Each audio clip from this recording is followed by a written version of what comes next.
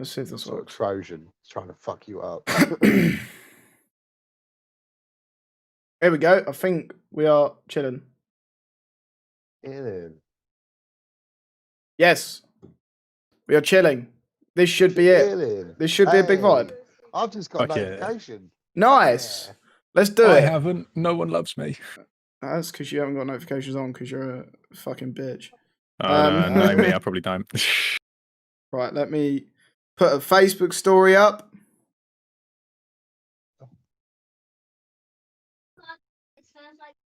Nice.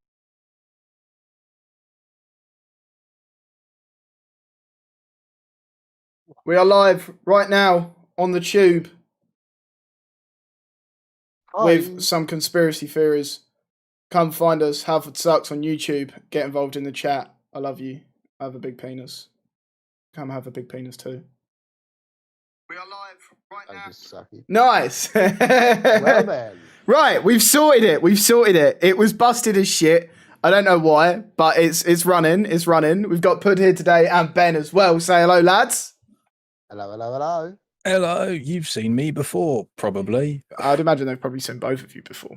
But, Yeah, probably. I don't know who this man is. He has his hair down today.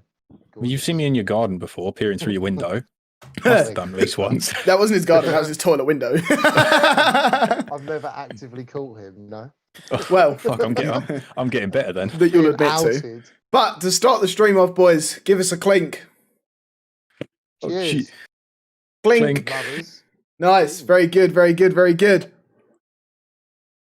I hope everyone in chat today is chilling. I hope you're all vibing and I hope you're all having a wonderful day. If you was in the stream earlier, thank you very much. If you're coming back for this one or if this is your first ever time watching anything to do with us, appreciate you. Welcome. My name's Halford Sucks or Charlie. To my right here is Ben. You want to say hello? Well, all right. Hello. Yes, I am Ben. Thank you. Twitch.tv/PoshmanShav. Just get that little plug in there first. And beneath me is Pud. You may know me, you probably don't, but you will know the voice.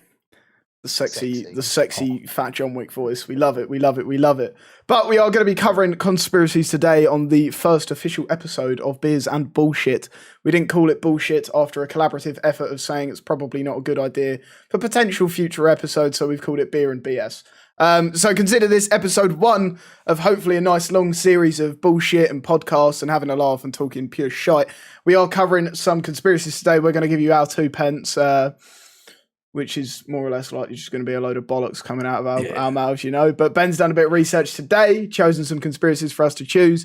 We also had a couple in chat earlier, so if you do have any conspiracies you want us to talk about, bearing in mind, I did make the bed aims, yes. Bearing in mind, we are doing this off the rip. There's no real research. It's just kind of a couple of basic topics. So, Ben, fire away. What is our first conspiracy and what is some background information on it so that we're not going completely blind?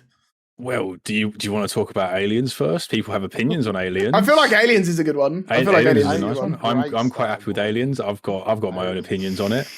A good starting point. But I think the main thing that's driving this recently, at least, is the files that the US Navy released. I don't know if you guys remember. It was a few months ago. They released files that were previously locked away in the Pentagon or something of unidentified objects, and they came out and said, "Yeah, we don't know what these are. We caught them on camera." There you go. Because the public got hold of them and was just like, "Hey, what are these?" And then after a while, the Navy turned around and said, "Yep. We have no clue. We filmed them. We filmed about 5 of them, and we have no idea what they are." Do we have any pictures that you can screen share with us to show us what something you're looking at? If you give me 2 seconds, then yeah. But I mean, I wouldn't say I'm not convinced of UFOs personally. I am convinced of alien life forms. That's my opinion. But they don't have to travel. What if they don't travel? How often do we send people off into space all the time? You know, it's not a regular thing. A few times, you know. A few times, but not regular enough. Just start encircling other countries, planets in fucking flying saucer discs, do we? Do you know what I mean? I mean, if you think about the science ultimately behind what a UFO is, essentially the basic theory of a UFO is just a spinning disc, isn't it? With maybe some jet propulsions and thrusters and stuff. Well, yeah. And regardless of alien technology, we're yet to find anything that can go against gravity, are we? So there still needs to be some kind of like sense behind it. Do you know what I mean? Well, let me. they know Can I screen share how that? to Yeah, teleport. I'll screen share that. Why not? Obviously, the quality isn't going to be great, but here's the Pentagon doing its thing. Come on, give me the video because I just saw it. There you go. Yeah, this was maybe it wasn't. Yeah, it was U.S. Navy pilots. That there in the middle, they don't know what that is. It's a bug on the camera. Bruv, that's a bug on the camera. It moves. So there's a bug. It's one of Halford's shits. Mate, just torpedoing through the sky where it came through the U-bend with so much force. Yeah, this is just the thermal heat camera looking over Char's house. That's just it. That's the plumbing beneath my house, just my turn firing down the fucking sewage system. There it goes. Look at that.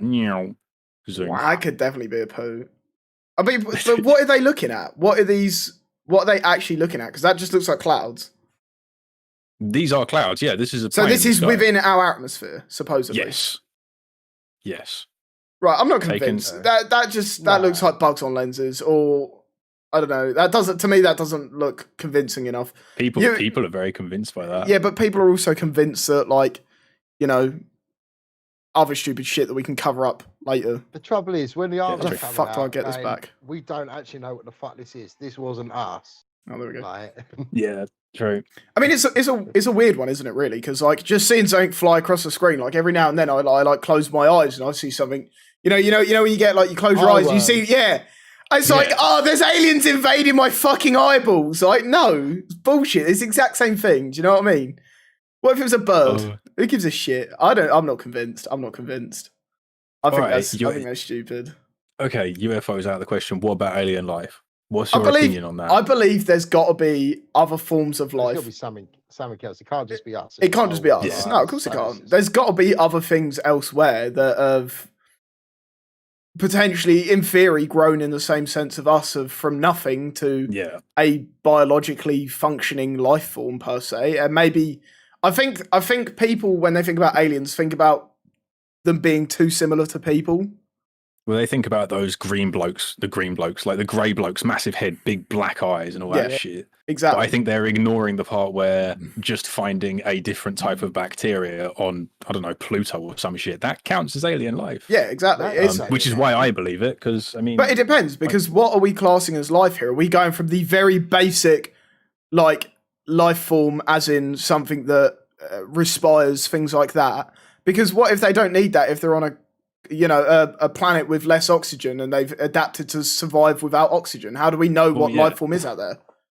Yeah. True. Do you know what I mean? And I think that's where the blurry line starts, because what are you classing as an alien? Are you classing anything that can think for itself, or anything that has very basic standards of life to be able to breathe, etc.? Or are you classing it as something incredibly similar to humans, which I think is unrealistic? Well, I think we're always going to relate it to what us as a species have devised as alive and a life form. Like an amoeba is a life form, but hell, that's like a single-celled organism. It just chills and does bugger all. Yeah. I always think, what if they had somehow evolved? Like, there could be aliens living on Mars, very small ones, but they could have evolved so that, our color spectrum is between however much in terms of wavelength. They could have evolved so that all of their colors are infrared. Yeah. So, they could be an infrared colored bug or some shit, and we don't fucking see it. But that's the thing, because I think... But I could be wrong with that. We could, we going to Mars and the moon and things like that, just because they've had satellites there and things like that doesn't necessarily mean they were looking for the right thing. I mean, do you know what I mean? Jamie's made a good point in the chat right there. Maybe we're the zoo and aliens visit us. I think Pud's a zoo and we visit Pud. I think you're something else. Fire away, Pud, it's YouTube. Bell ends. Tim's here, what's good, man? But I just think, like, if you are, we've travelled to, like, fuck knows what planet it actually is. It's basically just Mars and the moon, isn't it? Have we been to Mars, like, on foot? In terms, no. Or satellites humans haven't been to Mars yet. Robots have been to Mars. Put rovers there. So, going off of that, how much equipment can you in reality equip to a small rover? Because, the ones that go up there aren't exactly fucking massive, and they are all automated. Do you know what I mean? So how do you know what you're looking for? Over all these millions and millions of years, maybe we've just been like planet hopping like we've got at the moment we're on Earth and we're just residing here. We're going to go and reside on Mars next because that's the next step. Maybe, and then they just reset civilization from the beginning. Yeah. Once they find a new place to move to, they leave the old fucking trash behind, take up a couple of people, they get up their bone, make some sort of colony, and here we are. Do you know what I mean? It could be a vibe. It's like this whole global warming thing. I'm not completely convinced we've done it all. We may have sped it up a little bit, but it's just the way the world revolves, you know, like dinosaurs were wiped out and there was an ice age and stuff like that, and we found. Well, that's the thing. You get natural bushfires and stuff in Australia that, you know, ultimately we help save more than anything. Do you know what I mean? If you look back to the bushfires at the start of this year, I'm not sure what the actual cause was, but bushfires can start just as easily as a man can start a fire. Well, it's probably Phil going down the road in his ute and just flicked the flame, you know, well, like... yeah, but who's to say it wasn't just particularly hot right now, hot on that particular day, set fire to bush because it had been, you know, a couple of hot months, everything was dry, and it just went from there. Do you know what I mean? Yeah. I thought that was literally the definition of a bushfire. Well, exactly that. But they talk about, you know, cutting down trees and forests and stuff. How much of the fucking trees in Australia burnt down because of that? Yeah. That we as humans ended up stopping. Yeah, and it's odd that we stop it though. It's fine. It's odd that we stop it though, because all those trees are like, you know, dry as shit and basically dead and barely a habitat to anything because life struggles out there. Go rainforest. People have got to look for the. But that's the interesting part because I don't know what the specific numbers are behind trees getting cut down every day or whatever. But I would probably guess, with the rate that fire was moving, there were more trees burnt in those couple of weeks than there was cut down to make paper. Oh, fully. Probably, but most of the forestation that like cleared to make more farming land, palm oil and shit like that. So, if you think about it like this, Australia's, despite being small in the scheme of things, is still a huge fucking piece of land. Oh, it's massive. It's and only like. If it goes off of like, you know, you're burning a hole in the atmosphere essentially, then imagine how hot Australia would be with no trees. Do you know what I mean? It'd get 10 times hotter. Surely. Working off of basic science. Like, is it not just a desert? Well, the majority is, but it obviously still has a working atmosphere, doesn't it? Yeah, of course. So, I don't know. I'd be interested to see what the rates were on that. I'm not going to look at them now. Maybe it would be something I'd never do. But we've gone from conspiracies to bushfires. Fucking let's go. Well, there is that. But I don't know. I think that would be like an interesting thing to compare. Do you know what I mean? The two together. But in terms of the alien thing, I think aliens exist. I just think we're probably looking for the wrong thing.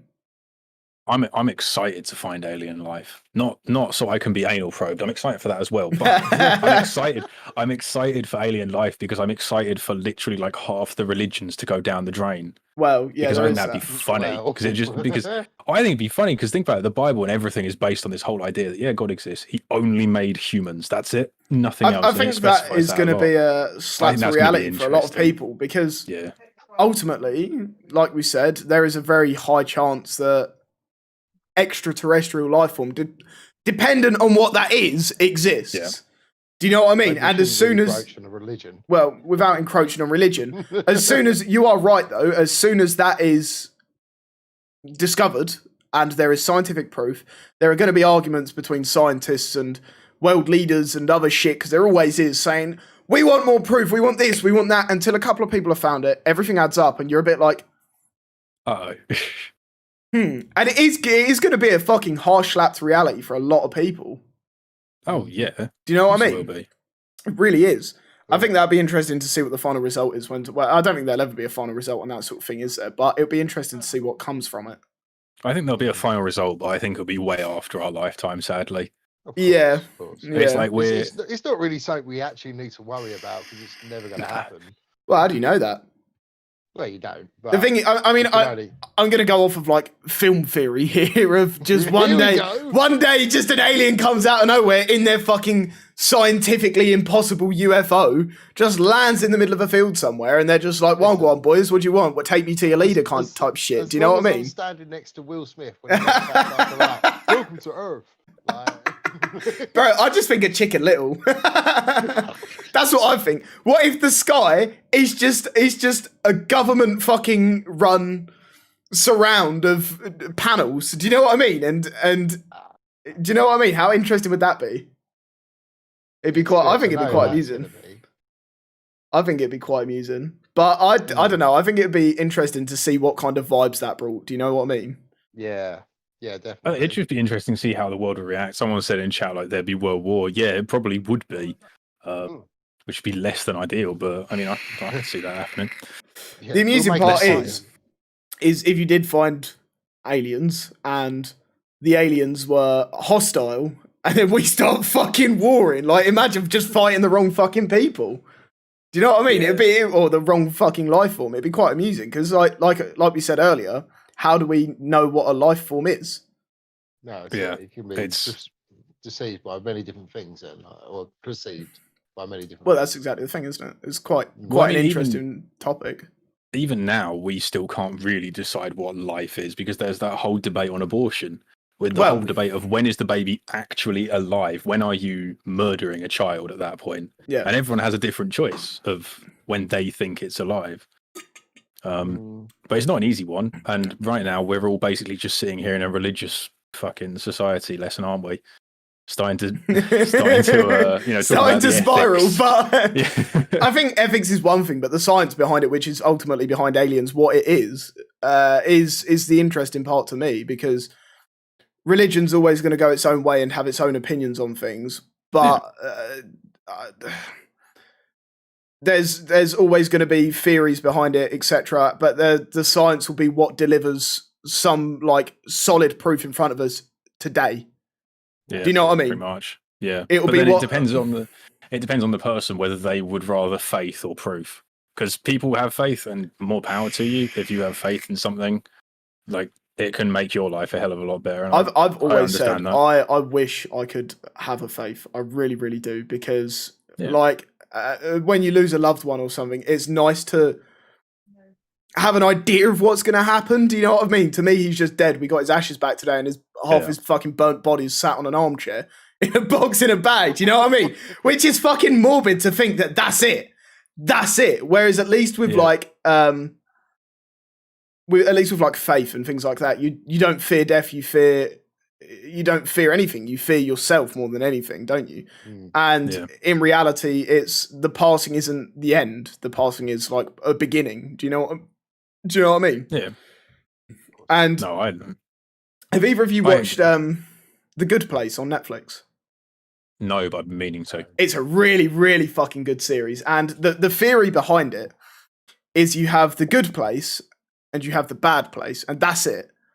And basically, The Good Place, without spoiling it for anyone who hasn't watched it, The Good Place is really, really difficult to get into, because as soon as you commit a sin, and a sin can be anything, it could be, fucking flicking your fag out a window or accidentally dropping a bit of rubbish out your pocket, something like that. That's a sin. You go to the bad place. And the interesting part about it is in the bad place you can be, I think I'm thinking of the right series. This is definitely the right series. I can't remember if the theory at the end of it was right. The interesting part about it was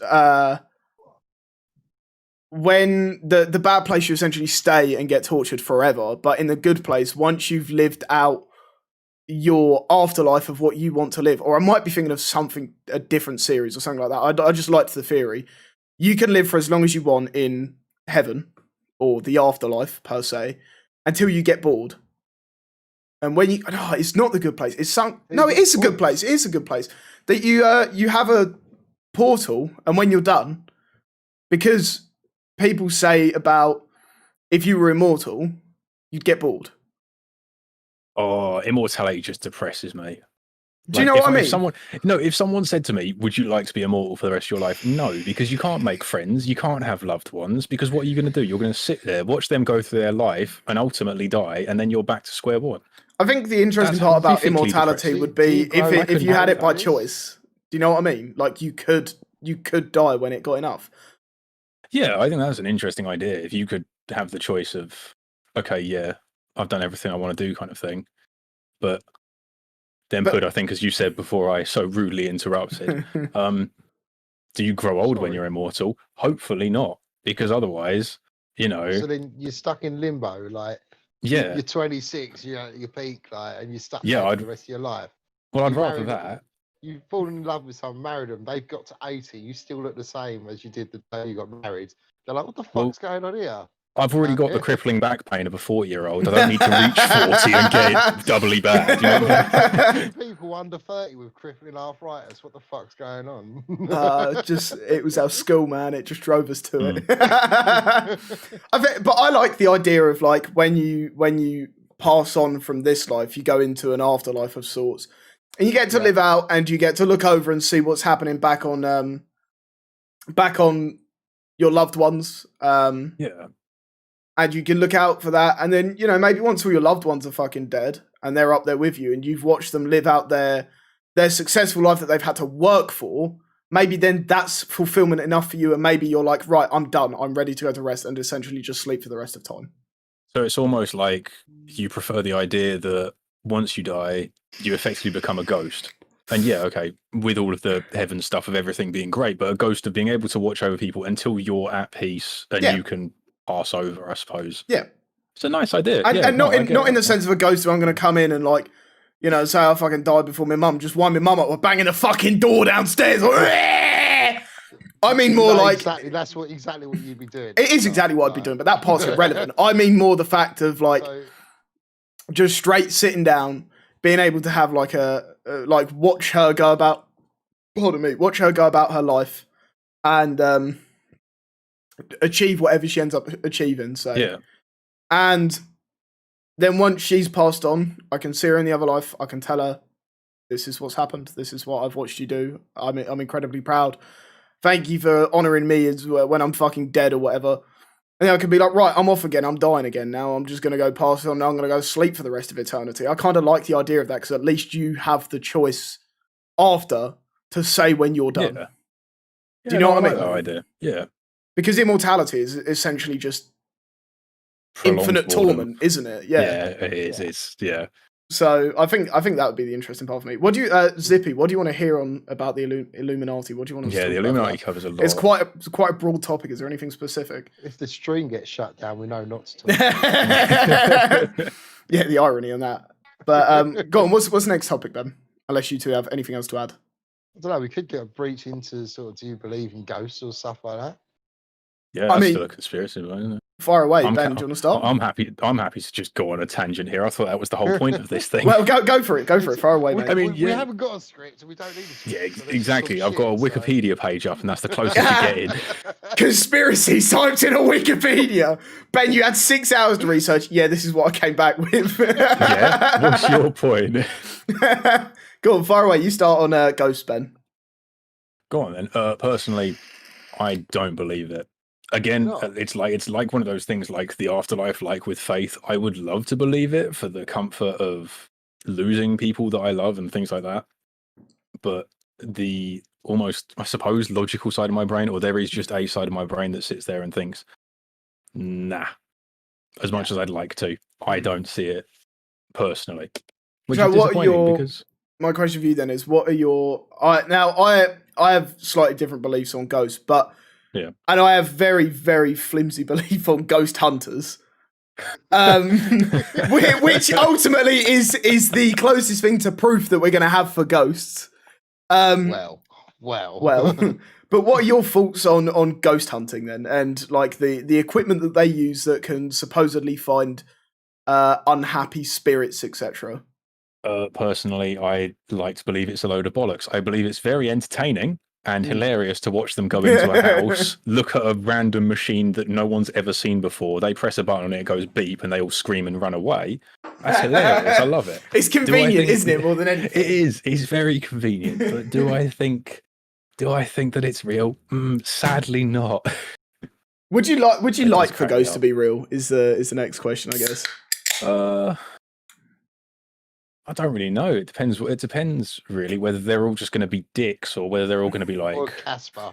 Or Casper, basically. Yeah, that's basically it. Well, I'm thinking of like when I say ghost, more like wayward souls that need to unsettled spirits. Yeah. Yeah. So what about like mediums and things like that who speak to unsettled souls and contact the dead for their loved ones? Yes. Now, I know you've had not necessarily experience directly with this, but I do remember you telling me something about this ages ago. Personally, I think it might be because I've never had an experience or I've never had the chance to have an experience per se, but I think because of that, I don't see much validity in it. So at some point, Personally. Ben, I would think it would great if you and I went to see a medium. Probably, yeah. I think it'd be really funny. I wonder if they'd let us like film it or something for a video because I think that'd be quite amusing. But They might do. because I know my mum went to see one a few years back, and my mum's mum, my nan, passed a long time ago, and I mean like 20, 30 years ago, or 28, 30 years ago now. And there's nothing really to do with any of the history of that on Facebook, on social media, anything like that, because it was obviously all before her time. And there were things like, but my mum went to see a medium a few years ago, and this woman was speaking to her mum. She named her mum by name. And now that part isn't necessarily surprising, but she named her mum by name. And she said about a story, and I can't remember the exact story, but it was something like, and it was really fucking bespoke. My mum dropped my nan's ring, and I believe it was this ring, or it might have been her wedding ring, because I think this was her engagement, or it might be the other way around, one or the other. It was either her wedding ring or her engagement ring. My mum dropped it down the sink, down the plug hole in the sink. And therefore, panic fucking set loose. Everything was like World War III in the house. Like this was when I was a kid, or but even before I was born. But this woman basically said the story word for word, despite it never having been publicized because it happened once again before social media, and then said, "Don't worry, your mum forgives you." Wow. Now, the questionable part is for me, yeah, I believe a lot of it is potentially like they could have just reached into social media, into a bit of Google, like, you know, tippy tappy. I know obviously if you search Halford Sucks, quite a lot comes up and blah, blah, blah. And you could probably, from me, get Pud, and from me even get Ben, you know what I mean? Through my Instagram, through my Twitter, things like that. But there are stories that I've never once told on social media that even this woman brought up to my mum about me. Yeah. And my name wasn't even mentioned. The whole point in the medium is you go in there and you don't say anything. You just let them start. And I believe that there are some that are complete bullshit, and they might say something and see your face move slightly. And then they'll be like, yeah, I'm thinking of a loved one, you know, the letter start. I'm trying to get their name. The first letter is B. And then you're like, and they're like, tug on that shit. Do you know what I mean? And it's like, really Barbara, really Brandon, cool. Baxter, like listing off names beginning with B until they find the most obscure one that works. And it's like, here we go. Yep. Or if not, it's like, well, this is actually your great uncle. Do you know what I mean? And sometimes people can probably bullshit their way through it, but I think some of them are genuinely legit. Do you know what I mean? Yeah. Or not legit. It just seems too true to not be legit. Do you know what I mean? It would be like if I stood in front of you, Ben, and said gravity exists and dropped a pencil and the pencil drops. That is like that kind of clarity from some of it. Despite how they got it, is just interesting to me. Yeah. So, I don't know. What's your thoughts on ghost puds? I kind of believe that they are real. Like, fucking people wouldn't have been talking about them for so many years, or for so long, if people hadn't experienced these things over the years. Yeah, but you believe in zombies? Well, there isn't. Zombies were created by a film company. How long have they been about, though? And people still seem to believe there's going to be a zombie apocalypse. That's true. You know what I mean? When it's like saying in the 60s or 70s when Night of the Living Dead was the first film. Yeah, exactly. And there was nothing previous to that. But these ideas come from somewhere, though. Do you know what I mean? Yeah, of course. There's got to be something that inspires it, whether it's just a thought process or what. Like, something's obviously got a spark. Like, I'm going to bring all the fucking dead people back to life to eat everyone. Well, when it, what was it? One of the great plagues of yonder. Like, of yonder. put a bell on top of someone's grave because they thought they was dead and they'd bury them and they wasn't dead and they'd be ringing the bell and they'd get dug back up. And, Oh yeah, for a while, yeah, people used to be Yeah. buried in their coffin with a string attached to a bell above the ground. So if they were buried alive, but I think that was just for the fear of them being buried alive, not them coming back to life and being a zombie. they'd Can you yeah. imagine you freak the fuck out if the bell started going off though? No, but it's like it's the literally like living dead, isn't it? You've been pronounced dead, you've been buried, but you're not dead. Yeah. Like, So what about breathing. mediums for you? yeah, like I say, some of them. I think a lot of people have taken it on, and like you say, are really good at reading people's facial expressions and such. But there's got to be at least some truth to it. Like people get a good sense or have a sense of something else which isn't living or directly in front of them, and they're able to talk about it and somehow get a message from it. Yeah. I don't know. It's baffling. I can't. Obviously, I can't really tell. I think I like the idea of mediums because I think whether it's true or not, like I genuinely think they help people sometimes. Yeah, it gives people closure. Oh, yeah. Yeah, 100%. Because like sometimes all they need to hear is just your I'm your okay, dead you're granddad gonna be who okay. died fucking 20 years ago is looking down on you and he loves you. And sometimes that's the kick up the arse that people need, even if it's fucking bullshit and they made it up. Sometimes they need that. Do you know what I mean? And I can't. That's why I kind of like the idea of it. Like I would like to think that a lot of it is true. There are always going to be frauds and fakes and whatever. It's like fucking is a fake fucking medium is like a cheater in COD. Do you know what I mean? It's just fucking fucking bullshitting for self gain essentially. But I'd like to think that there are some truth to some of them because I genuinely think that some people come away from a meeting with a medium and they're like, holy fuck, that helped me out a lot. Do you know what I mean? Definitely. So then again, I think that's probably the same reason behind palm readers as well. Although I think palm readers are a load of tat. I think I'll palm be reading is honest. bollocks because it's just People just want like people refocus might your hands. people Oh, might yeah, go it's there and just think, a oh life boy, look, play. there's the money line. There is genuinely a money line on your hand, by the way, gents. If you want to have a look, you have the main crease that runs up There there. may be some ladies here as well, Ben. Come on. I wasn't talking to chat. this is a podcast, out. but we don't talk to chat until it suits us. It's great. Go on, carry on. You got that line there that leads up in between your first and second finger that comes down to the other side of your hand. There is a line looking just now. above that. There's a line just above that on the left-hand side, just below your pinky finger. The longer that line, the more money you will have in life. So how long is my line?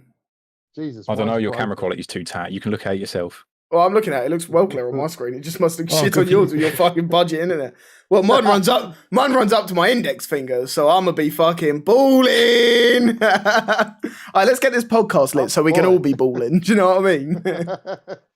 Oh boy. But I don't know. Like, I think it's an interesting topic. Like, what about you in regards to like unsettled souls? Pud, what is your definition of a ghost, and what do you believe is a real ghost and isn't a ghost? Like, what's your limit to the belief in it?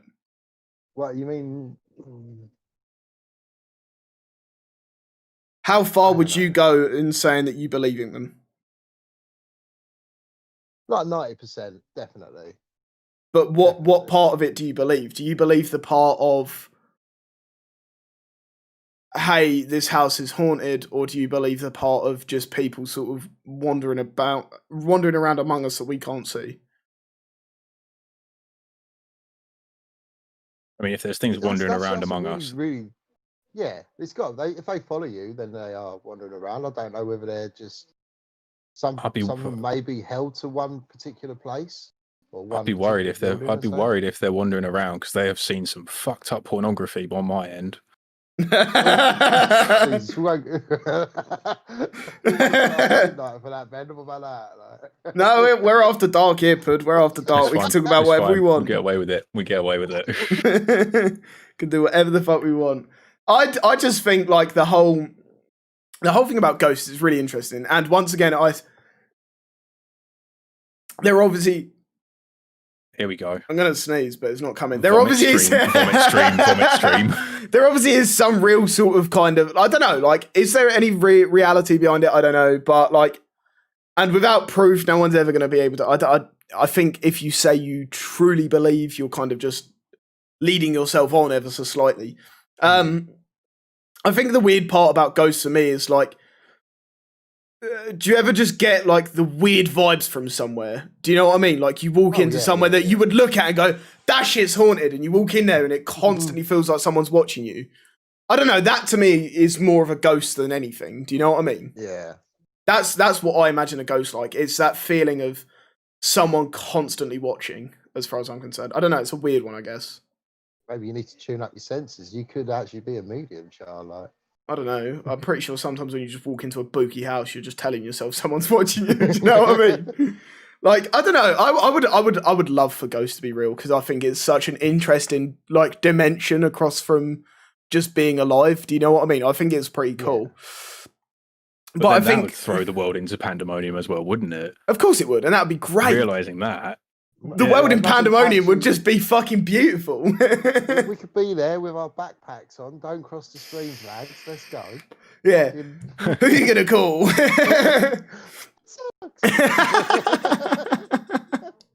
I just think it would be really interesting. Do you know what I mean? Like, and I think, I don't know, some people might find comfort in that again as well, knowing that maybe like, I guess maybe I'm potentially biased as part of this because obviously recently losing a loved one for me is like, maybe I kind of want to believe in it more. Maybe I kind of want to believe that old fucker is sat in that box in his armchair, just feeling a bit claustrophobic at the minute, but ultimately he's still there. Do you know what I mean? Or you know, like when I move my office in there, I would quite like to think that, you know, one of the things I want to do is keep his armchair.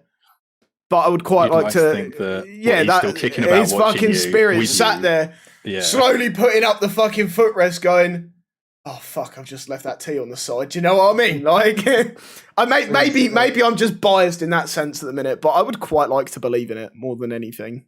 Charlie, keep that racket down. Yeah, shut the fuck up. I can't sleep. Game. Then again, he fucking sleep through anything. So me sitting there screaming cunt at someone on COD is going to not wake him up. Do you know what I mean? No matter how loud I'm screaming.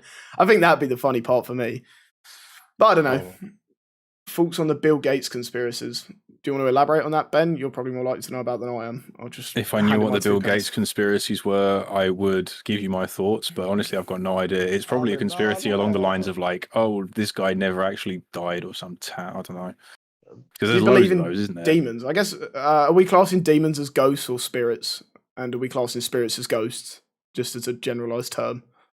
I just go ghosts for everything. To be honest, I just blanket term for all of it. Vodka. Whiskey. Oh yes, that's a good idea. Yeah, that fucking worked out well last time, didn't it? But, but no, I kind of like the idea of I don't know about demons. Like I think that takes away from the reason I want to believe in it more than anything. I'd rather not think that my granddad is unsettled and sitting there going, "You fucking can't." Do you know what I mean? I'd rather think he sat there going, "Oh, carry on, lads. You're doing a cracking job." Do you know what I mean? That's what I like to think anyway. And I think demons kind of takes away from that, maybe. But I suppose if happy, unsettled spirits are there, then who's to say that unhappy, unsettled spirits are there? Which is essentially a demon. Yeah, true. So, you know, it's not like everyone... I don't know. I thought he carked it ages ago. What are the Bill Gates conspiracies, Zippy? Something about him not being dead. Yeah, exactly. I think it's kind of nice to think about. Isn't it? Wait, what is this? You type it in: coronavirus, Bill Gates microchip conspiracy theory, and other vaccine claims fact checked. I thought that was. I thought everyone was assuming that it was Elon Musk putting trackers in people's arms with this fucking virus. Probably the only person who can afford to do it. Like. Well, yeah, exactly. Him or Mr. Beast. Here's apparently a false tweet. Bill Gates admits the vaccine will no doubt kill 700,000 people. The virus so far has killed circa 300,000 globally. Isn't it like 2 million now? How old is that tweet? May 21st last year. So yeah, Christ, that was ages ago. Got to be in the millions now. It's got to be in the millions. Yeah. I mean, I can think of at least 5 people off the top of my head that I know personally that have died because of it. So, you know, when you think about that, if everyone fucking knew 5 people, like, that's a lot when you think about it, isn't it? Really? It's not the case. 1 in 5 people have actually got it. Like, well, yeah, exactly. I think by the time the vaccines have rolled out, and I'm speaking across UK because they're guessing to people like mine and Ben's age, sort of 20s, we'll be the last people to get it. Yeah. There was an app or a website or something that predicted roughly, doing the maths, how quickly the rates are and stuff. When we would get it, we were like fucking July, August time. Oh, it's worse than that now. I imagine it is, yeah. Yeah, no, we're looking at like December to like the start of next year, because at this point we're already behind on the vaccines that we should be giving people, and they've now turned around and said, oh, by the way, you know how you were supposed to have a follow-up vaccine within 3 weeks? Don't actually worry, we've run out of stock, so instead we'll give you 3 months before your next one. In other words, they don't have enough. They're doing a right fucking shite job of it.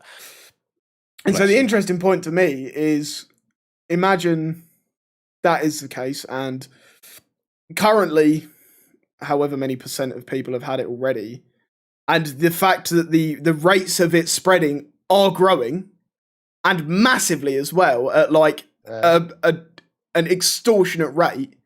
Well, it's cold season as well, which it doesn't help. Yeah. Well, exactly. I mean, you think back to the beginning, Pud, when you and I were both furloughed from work, and we were like, maybe we had it in December when we were ill, but like, I'm pretty sure that half the people that we worked with that were fucking old and unfit probably would have died from it if that was the case. Looking at it now, but it may have mutated since then. Potentially, but if it's mutated, then we're very likely to catch it again. There's 2 strains now, and there's a third one coming from Brazil, I think, or South Africa or something. Oh, wow. So there's now 3 strains. And someone said to Boris, hello, Boris, do you think we should stop all flights to and from Brazil, considering they've got another strain and we're struggling with 2? And he said, oh, we'll think about it. And you've got to think of think of New Zealand at the start of all of this, when New Zealand were like, right, this is bad. Let's close everything. They closed everything, and they are now fine. I could complain scary about this for ages. I think a lot of people could, because it's such a current topic. And there was someone posted on Facebook a couple of weeks ago, and this was literally a week after my granddad died of coronavirus, bear in mind. So obviously very fresh on my mind. I'm like, you tell me I'm fucking wrong, I'm about to lose my shit. Someone put this post up, and obviously we was coming up on Christmas at the time, and I think it was the day that Bojo announced Tier 4 across the country. Yep. So like the 17th, she put this post up saying, I don't give a fuck what Boris says. I don't care. This year's been shit enough as it is. I'm going to go and have a good Christmas. I'm going to do this. I'm going to do that. Rah, rah, rah, rah, rah. And I fucking read it, and she was like, she finished it off by saying, and this person clearly had about 4 brain cells, because holy shit, the grammar, punctuation, just the general writing of it. Like, at least if you're going to try and fucking hold a coup and throw Boris out of fucking prime ministerial power, at least word it properly. Do you know what I mean? She just finished it off by saying, don't listen to Boris. It's all bullshit. Who cares? Go and have fun. I've said you can, or some shit like that. And I just read it, and I'm like, are you fucking moronic? And it was shared by a friend of mine, because it was actually someone that she went to school with. She had posted it on her Facebook. She had screenshot it, posted it, and said, this is fucking pathetic. And the girl obviously seen it. She'd seen that her fucking status had been screenshotted and posted, and commented on it. And it got pretty nasty pretty quickly. Like, she couldn't even come back with like an actual valid response. She's just going straight for the low blows, like, you're this, you're that, blah, blah, blah. And I commented on it, and I said, listen, you fucking bint. People are dying from it, and people close to me have died from it. So I went, why don't you shut the fuck up? I went, just because you can't go a week without getting your daily fix of cock from Tinder doesn't mean everyone else should suffer. Lock yourself in your cupboard, get a dildo, and shut the fuck up, was pretty much my exact words. Well, fuck her, mate. She's just a fucking monster. Do you know what I mean? And I, obviously, it was fresh on my mind at the minute. Now I'm just like, I don't know. I'm fucking too scared to leave my bedroom now. Do you know what I mean? But at the time, I was just like, you fucking drip. Do you know what I mean? Who do you think you are? And unfortunately, she was blocked before she could fucking reply. And I was really waiting for her to reply, like, I've got a boyfriend. And I was like, yeah, well, he's probably going to give you Rona from the other 15 birds that he's sleeping with. Do you know what I mean? You fucking actual scabby slut. But I don't know, maybe that's just me being fucking miserable. Oh, Christ. Yes. No one knows the fury of the wrath of Charlie when he's upset. I don't know. When I'm upset, it's a different story. Do you know what I mean? Tell me about it. Tell me about it. Upset has two levels for me: emotional wreck, or I'm going to kill anyone that comes near me. Do you know what I mean? You say hello and you're getting fucking decked, bruv. Like, I don't know. I'm gonna send this. I'm gonna reply to this person. I'm gonna reply this. No, don't. Please don't. Oh, right, you're talking about me, yeah. Yeah. Do anything but that. But what do you think of this? This person said this. Yeah, don't reply. Why not? Just don't do it. Why not? Because you know they'll give you a stupid answer, and you know that you'll give them a fucking shitty reply and get us in trouble. Nah, it'd be fine. 10 minutes later, I'm in a big heated argument, and they're getting all their boys from ends in London down to come and kill me. Do you know what I mean? It's like, here we go. What do you think is happening in Area 51? That's an interesting one. I could probably go on about that for a little while. What do you reckon? Yeah, I was about to mention that as well. I think Area 51 is fine. There are no aliens there. There you go. That's my. What do you think is happening there? Bugger all. I don't know what they do in all of those areas anyway, but I don't believe it's anything to do with extraterrestrial life, because the time when there was a UFO that crashed in Roswell and all of that, when that turned up, that was mid sort of Cold War or late-ish Cold War, if I remember. And the news reports said, oh, it might be an alien. The reason why they said it might be an alien, despite the fact that, if I remember, it was just a weather balloon. That Can I really just interrupt you real quick? Yes, go on. Zero QI is back in the chat. Here we go. Fuck yeah. Let's fucking go, gamers. Let's fucking go. I think Layla's back. Yes, Henry, she's back, baby. She's back. Let's go, Jennifer. Fuck yeah. What's good, Logan? But yeah, Stream's about to be lit again. Oh yeah, let's go. Yeah, but go on. Sorry, it was about weather balloons and stuff. Yeah, it was around about Cold War time, and they said, obviously there were differing publications. It was either weather balloon or UFO, and the reason why they said those two was because the US at the time were testing, not drones, but effectively surveillance. And the last thing they want to do is leak that to the press and say to the press, "Look, it's not an alien; it's surveillance." During the Cold War with Russia. And effectively let Russia know what they were doing. So in my opinion, I don't think anything's happening there. I think that's a much more logical explanation for it. What about you, Pud? What do you reckon? I don't know. I spent hours on GTA trying to get in. Did you ever bust up the side of the ramp on the bridge and get in there? She did. That was the go-to 5 stars off the rip. Listen. I'm talking San Andreas, like the first. Oh, okay, yeah.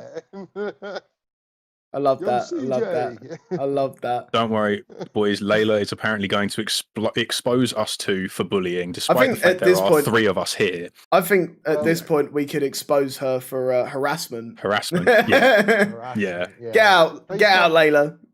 Sniff my butt crack. It smells beautiful. I took a dump about an hour ago. Switch freaking account. Like it with that one. Do it on the 3rd one as well. And then I think there's about 4 or 5 ultimately last night, wasn't there? There were. At least smash a like if you're going to be a pain in my arse. You know what I mean? But I don't know. I think like the Area 51 is like, I don't know. There's so little known about it, and I think ultimately whatever they are doing there is probably either important or a threat to the US if it gets out, or is something sus. I don't think it's something sus, so I think they probably play off of it more than anything. Do you know what I mean? If people attack the fucking gates. Goodbye, Tim. Goodbye. Bye, Tim. They've gone wrong with it. They haven't signposted it like we do in Britain. Like, Area 51 isn't signposted, but our secret nuclear fucking bunker is. I've seen that episode of Mock the Week as well. That's where they go wrong. No one cares if it's signposted. Yeah, that's true. We're hiding in plain sight. I think Americans worry because they like to believe in their freedom and all of that, which, fair play to them. They've all been brought up on it. But I think home of the free. If they have something that they are trying to keep as, secretive and intelligence that they would need were it come to World War III or anything along those lines, the last thing they want to do is share that with the entire American public, That's who will it. then share that with everyone else. But it's not I'm just sure that. Why would they every do it country in? has their own testing facility, though. Well, yeah, probably. And that is Yeah. secret. And do you not think that when it comes to Area 51, it's probably just some sort of military base that is on the low? Yeah. But ultimately, let's face it, right?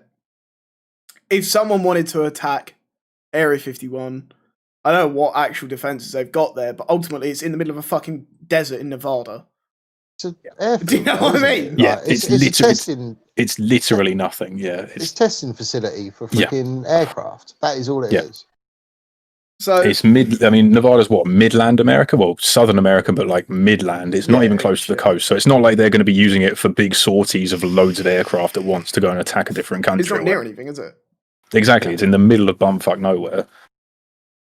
What? But it does bring the question, and it is very much at this point curiosity fucking killed the cat more than anything. It was what is there, because people do want to know, and I think ultimately freedom of speech, whatever the fucking law is, there should be some elaboration as to at least giving us an inkling as to what's there. I think that would be interesting. This is where we produce the tricycle. Well, yeah. This is where we've been doing our top secret research on a tricycle with 4 wheels. We haven't come up with a name for it yet, but we're thinking of it.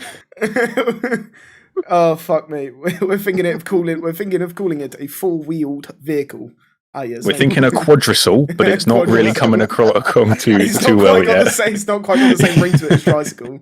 I don't know. I think the weird part about it is, let's face it, if they were going to do something super duper secret, it would be more in like a Trident style fashion where it's submarines and no one knows the location at any one given point. Do you know what I mean? Yeah. I think if you're going to do something that really is secret and endangerment to society, and whether that be the US itself or the world, or fucking potentially puts people in danger if, I don't know, some hostile nation gets hold of it or whatever, you would do that more in a low-key place than a fenced-off area saying do not enter in the middle of Nevada that everyone knows about. Yeah, pretty much. I mean, let's face it, the only thing that people don't know about it is what the fuck's actually happening there. Yeah, that's what people are scared of, ultimately, isn't it? But then where you guys are saying, I think that we should have an inkling to what's going on there, I don't believe that. And that's not necessarily because I have a load of faith in our government. Like, if our government was doing the same thing, I probably wouldn't have a load of faith in them. But all we're secretly testing over here is umbrellas. We need umbrellas, right? umbrellas with wheels, right? This is pinnacle. Oh, wait. We put 4 wheels on the bottom of our Wait, umbrella. you want me to really blow your mind? Imagine Heelys, but as welly boots. Done. Be fresh. Oh, it's a bit of a wet day, Mum. But we've got to go to Sainsbury's. Make sure you put on your wellies. Where's my Heelington boots? Like, come on, man. Mate, Rod's saying, no one record this or share. Yeah, Honestly, no, Illuminati's this is about to copyrighted. shut this shit down. All I'm saying is Trident is a hoax. There's no fucking nukes or nuke codes or whatever the fuck is meant to be there. Mate, they are making Heelys as Wellington boots. Well, how is anyone going to stop that? It's like, do not worry, sir. We have made the battlefield muddy. It's like, oh shit, they've got wellies. Do not worry, we have pavemented it so they cannot walk easily. Oh shit, they've got wheels. It's unbeatable. You can't do anything to stop it. The UK and the US are actually working alongside each other. What they're doing in Trident at the UK is they're making Healy Wellingtons, and what they're doing in the US is they're making aeroplanes that can drop tarmac. If the battlefield is muddy, we'll go and drop the tarmac. You get fucking wheeling, boys. Do you know what I mean? Oh fuck! We'll get you there, sir. We will get you there. Okay. All right, this is an interesting one, and this is completely unrelated, but just a thing that I found interesting to you. So Elon Musk's commercializing trips to the moon or trips to space. Yes. What are your thoughts on that? Right. What are your thoughts on that? Richard Branson tried that ages ago with Virgin Media, didn't he? Yeah. I don't know if you remember, but it was 6-8 years ago. He was saying, "Oh, I'm going to make effectively a spaceship that will take people up into space. They'll potter around for a bit, and then they'll come back down." But it's supposed to be quick, sort of bringing back the Concorde type thing, quick travel as well. you travel faster. Possibly. Sort of thing. I don't know about that one, but I do miss the Concorde. I think the Concorde was I think great. the Concorde would have been such a. Concorde was epic, mate. It would have been Yeah. so cool if it hadn't gone tits up on its like fucking second flight or whatever it was. Yeah, That's it's it. horrific. It's horrific. It did. Don't get me wrong. I'm not saying it wasn't horrific that however many people died, but I also don't see that as a reason to veto the entire design. Because when you think about it, Boeing, they lose planes all the time, and their planes are still pouring around. But I suppose at the time the Concorde was invented, people were a lot more apprehensive of stuff like that. But wasn't and the air whole part travel, of Concorde the suppose. reason it crashed was because there was like a pebble on the runway and it burst a tire? Was I that not remember it it or being. something? I don't think it was that, but it was something But it really didn't even take minute off that that ended one, up did it? fucking. That one didn't even take I don't off. know. It got to the end of the runway and then just didn't manage to get any air. I Yeah. seem to remember it being something like a tire blew. I might be wrong. But It was that something Concorde? basic. I remember it being something I'm pretty basic. sure that It was wasn't Concorde. anything major. I think And to somehow me, it if that became is the that. problem, imagine that's the problem. Surely there's workaround to that. Don't take off as Yeah. fast. So if you go over a pebble, it's Plastic not a problem. tires. Yeah. It's solid rubber, yeah, you know. I don't know. I just think like commercialized space travel That is pretty cool, though. would be Like, to do really that. cool, but isn't the perspective cost like millions? Oh, definitely. it's Yeah, not it's cheap. it's It's definitely not it's a cheap. trip. It's a day trip for the elite, and that's it. Like it's never going to be available to us. I think Faulty it's a landing gear well, mechanism. There you go. for yeah. That sounds So, about right. But like, Okay. is it really commercialized if it's made for the top 0.1%? Well, Concorde was in effect. It was so expensive to travel by it. It was. That's true. It But was expensive, could- but ultimately But affordable. it was manageable. You could like the upper class could definitely pull the money Yeah. together to travel on it.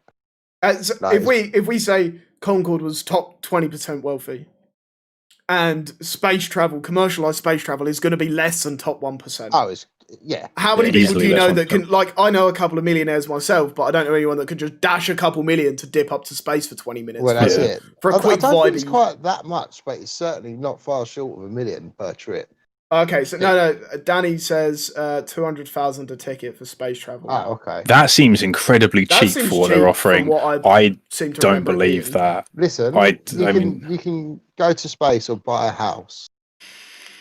Like, Well, yeah. I mean, going to Yeah, space is but- it's an But experience, but you can have a fag in your house anytime. Can you have a fag in space anytime? No. I can't. Yeah, I'd love to go to space, but can you give me a smoking area, please? Can you just make a little balcony on the edge for me, mate? yes, sir. As soon as we get to the altitude, we'll open the door and let you out. How about that? Yeah, Ben just goes flying off into the atmosphere. Help me, you fucking yeah, bunch I'm of rolling, cunts! I I'm left my ready. lighter. Yeah, just me spinning away. Can someone check me light? You know, the best part is I can see it happening. Oh yeah. Ben's in a spacesuit going out onto the balcony, and he just puts a fag to the fucking mask of the suit. Why can't I smoke this? What's going on? Do you know what I mean? Did they know he's not going out on Discord? It's working. Yeah, literally. Sat there getting a fucking ump and calling everyone a cunt. Why can't I light my fag in outer space? All know what right, I mean? you're attacking me like this, but you two would be exactly the same. So don't start. All right, You'd be start- fuming without your. Start You'd be another fuming without conspiracy. your I need to go for a nicotine. piss. I need to go for a piss. All right, bless. Fire away with whatever the next one is. All right then. So Pud, what do you think about the new Black Ops Cold War zombies map coming out? To be honest, I have no interest in zombies whatsoever. No, fair enough. No. Fair enough. Let's get on the topic of why no one got a notification. Did no one get a notification? What did the Well, Discord thing not go through? Rose didn't get a notification. Oh, human. Logan didn't get a notification. Well, I mean, he hasn't actually put anything on the announcements for Discord, so that might be part of it. That might be part of it. That might be part of it. I'll be honest. If you're subbed and got your notifications, that little bell, turn them on. You know Yeah, what to boys. do. Remember, We've all go seen ahead enough and YouTube videos. smack a like while you're here. Get a hashtag 0QI in chat. You know, standard shit. Yes. Well, And yeah, I'm really hit glad us up. they why not? didn't decide to hang around tonight because that was low key pissing me off the other night. Oh, trust me. It was just anything that was said. It was just like, oh my god, Chat. bruv, I want to talk to anyone but you. Please stop spamming my chat. 30 people watching. Ooh, fuck Oh, off. What Would is you it? go on the Vomit Comet, the 747 that makes you go weightless? I'd fucking love to go on I think that that'd because be awesome. I would love to go to space in general. I think the idea of space is immense, horrifying, and beautiful. I would fucking adore to go to space. And I know that the Vomit Comet is going to be the closest thing I ever get to weightlessness and the closest thing I'll ever get to that. So, yeah. I don't think it's that expensive to do that either, is it? You just literally go up to the top of the atmosphere and they cut engines, free fall. It's not too expensive, but I think it's very rare to find a place that does it. It's big in America. Ben, It's I'll not tell that you big what here. we I'm do. sure they do it down the local airfield. Like, I've got Ben. I've got Go an idea. big in I've got hill, an idea, mate. right? I see it. I'll get on Flight Sim and we'll get a trampoline behind me. Get VR goggles on. Yeah, VR goggles. I'll play Flight Sim. I'll fly the plane. You just jump up and down on my fucking bed behind me or some shit. Oh, fucking hell. Oh, we haven't spoken about the initial moon landing. Oh, No, I was gonna bring that up. Go on, what's your thoughts? What's my Bullshit thoughts or on the no? initial news? Nah, I believe it happened. Yeah. I don't see why we'd have any reason to lie. Well, okay, there is a reason to lie about it. It's because we were Well, having it's a that. space race, The wasn't it? the Americans were having that whole thing of who can get to the moon first, and then the Space Russians got race. into space first. Yeah. And then we were like, haha, but the moon now belongs to us. Yeah, but it's then mine. It's got a flag on it. It's got a flag on it. It's mine now. This is mine. But people believe it's fake because of what? The flag moved when they put it in the ground, and they were like, "Oh, there's no wind on space. How is the How do flag you know moving? There's no wind on the moon. There's no atmosphere. Because there's no atmosphere. The gravity's like, yeah, no, I know. People were saying like, No, it was. Well, no, people are saying like, how is the flag moving if there's no like wind to carry it? And yet they're forgetting the fact that because there's no wind to carry it, sorry, there's also no particles to resist movement. So putting the flag into the earth and pulling it up, there's nothing to resist it. Or wind resistance. There's nothing to stop it. So people seem to forget that fact. Science. Yeah, which cracks me up. I don't know. There's a couple of interesting factors to it. Like obviously, it's an interesting one regarding moon landings and stuff, isn't it? Because like obviously, if the proof that we had was a video, who's to say the video ultimately wasn't a hoax? I believe we went there. I genuinely do. Or the US went there at least at the time. There's another mission to the moon coming up, isn't there? I don't know. I'm not involved. I don't think there is. I don't think there's because we don't really have a reason to go back to the moon anymore. Well, that's exactly the else thing. is It trying to can get more or less all be automated from now, can't it? Yeah, They've done the tough part. Yeah. They've dashed their flag in. They can just send fucking robot. Pretty sure robot it's a things man and drones and shit mission there. going to the moon. Why? I don't know. Well, come on, Sure Pud. there is. Yeah, you can't bring it up and not elaborate. I didn't know whether you'd heard about it or not, but I definitely see an article somewhere that there is another man mission to go to the moon. I'd be surprised because I don't see any point because from what we figured out there and from the drones that we've sent up there, basically all we've concluded is it's a rock, mate. No, and that's pretty much it. Despite what Wallace and Gromit tell you, it's not made of cheese. Going up there to polish the mirror, you know what I mean? That mirror. That's a good point. That's a good point. How does the moon shine at night? It has to be a mirror, mate. It's just one big fuck off mirror, mate. Well, no, there's a mirror on there, isn't there? That's what they bounce the laser back off. Yeah, there's multiple mirrors on there. I forgot about that, but yeah, there are to check whether the moon's like coming towards us or something. Listen, I'm still convinced Chicken Little is just a projection more than anything. Do you know what I mean? Does it not like move away every like meter every year or something stupid like that? I don't know. Well, it moves away, but then it gets closer. That's how gravity works. It orbits. It spins round like an eggshell, doesn't it? But I thought it was getting further away every year. Like, oh my god, we forgot about the Earth being flat. How could Oh god, no, let's not go there. Didn't you say you was flat earther once, Pud? No, I didn't say I was. Here we go. I just didn't discredit it. What's your thoughts on that, Ben? What? It's just a big frisbee. Why has no one seen the bottom of it?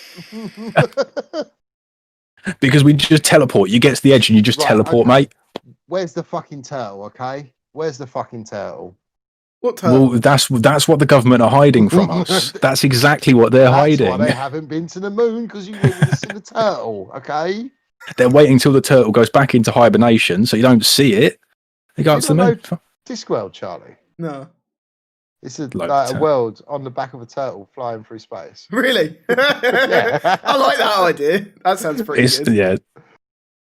I could get behind that. Just the Earth is just a turtle shell, just fucking vibing straight through the solar No, system. on the back of the turtle shell. No shot. Yeah, the turtle's Space. just chilling. He's vibing. Just quickly Google Discworld, Terry Pratchett. Discworld. What else we got? Yeah. Someone else said what baffles my head is pyramids. Oh, it was Rose. Yeah, pyramids. Yeah, I don't think there's any real conspiracy behind pyramids in terms of their location, because a lot of people were saying so it's like, a oh, turtle and elephant. Sorry, Oh, and yeah, elephants. yeah. What? Yeah. I Oh, forgot about it. mad. but it's a book. It's not a conspiracy. No, It's it's a not. story. But it's just a cool. Oh, Elle's in the chat, boys. Hello, Elle. Big man. Fucking hell! Hour and 5 minutes late. What a moderator. Wait, you didn't get the notification, Char. Yeah, Char, you didn't put anything in the announcements, so no one got it Why did it not go out? You should have done it automatically. because you didn't do anything. El, Maybe do you want it's to add YouTube. everyone with a link in Discord? They're just paid actors, flat earths in Australia. Well, fuck me with a didgeridoo. I like that. But I don't know. Oh. All right, thoughts on the pyramid then? Has it been proven that they did Pyramids. it, or I haven't What, done enough. aliens? I haven't thought enough into it. I mean, a lot of people think aliens did it. A lot of people think that look, all of these coordinates line up somehow. But I think that's They could do. They could. what do. is it? I It's like think their astronomy was pretty fucking advanced for their.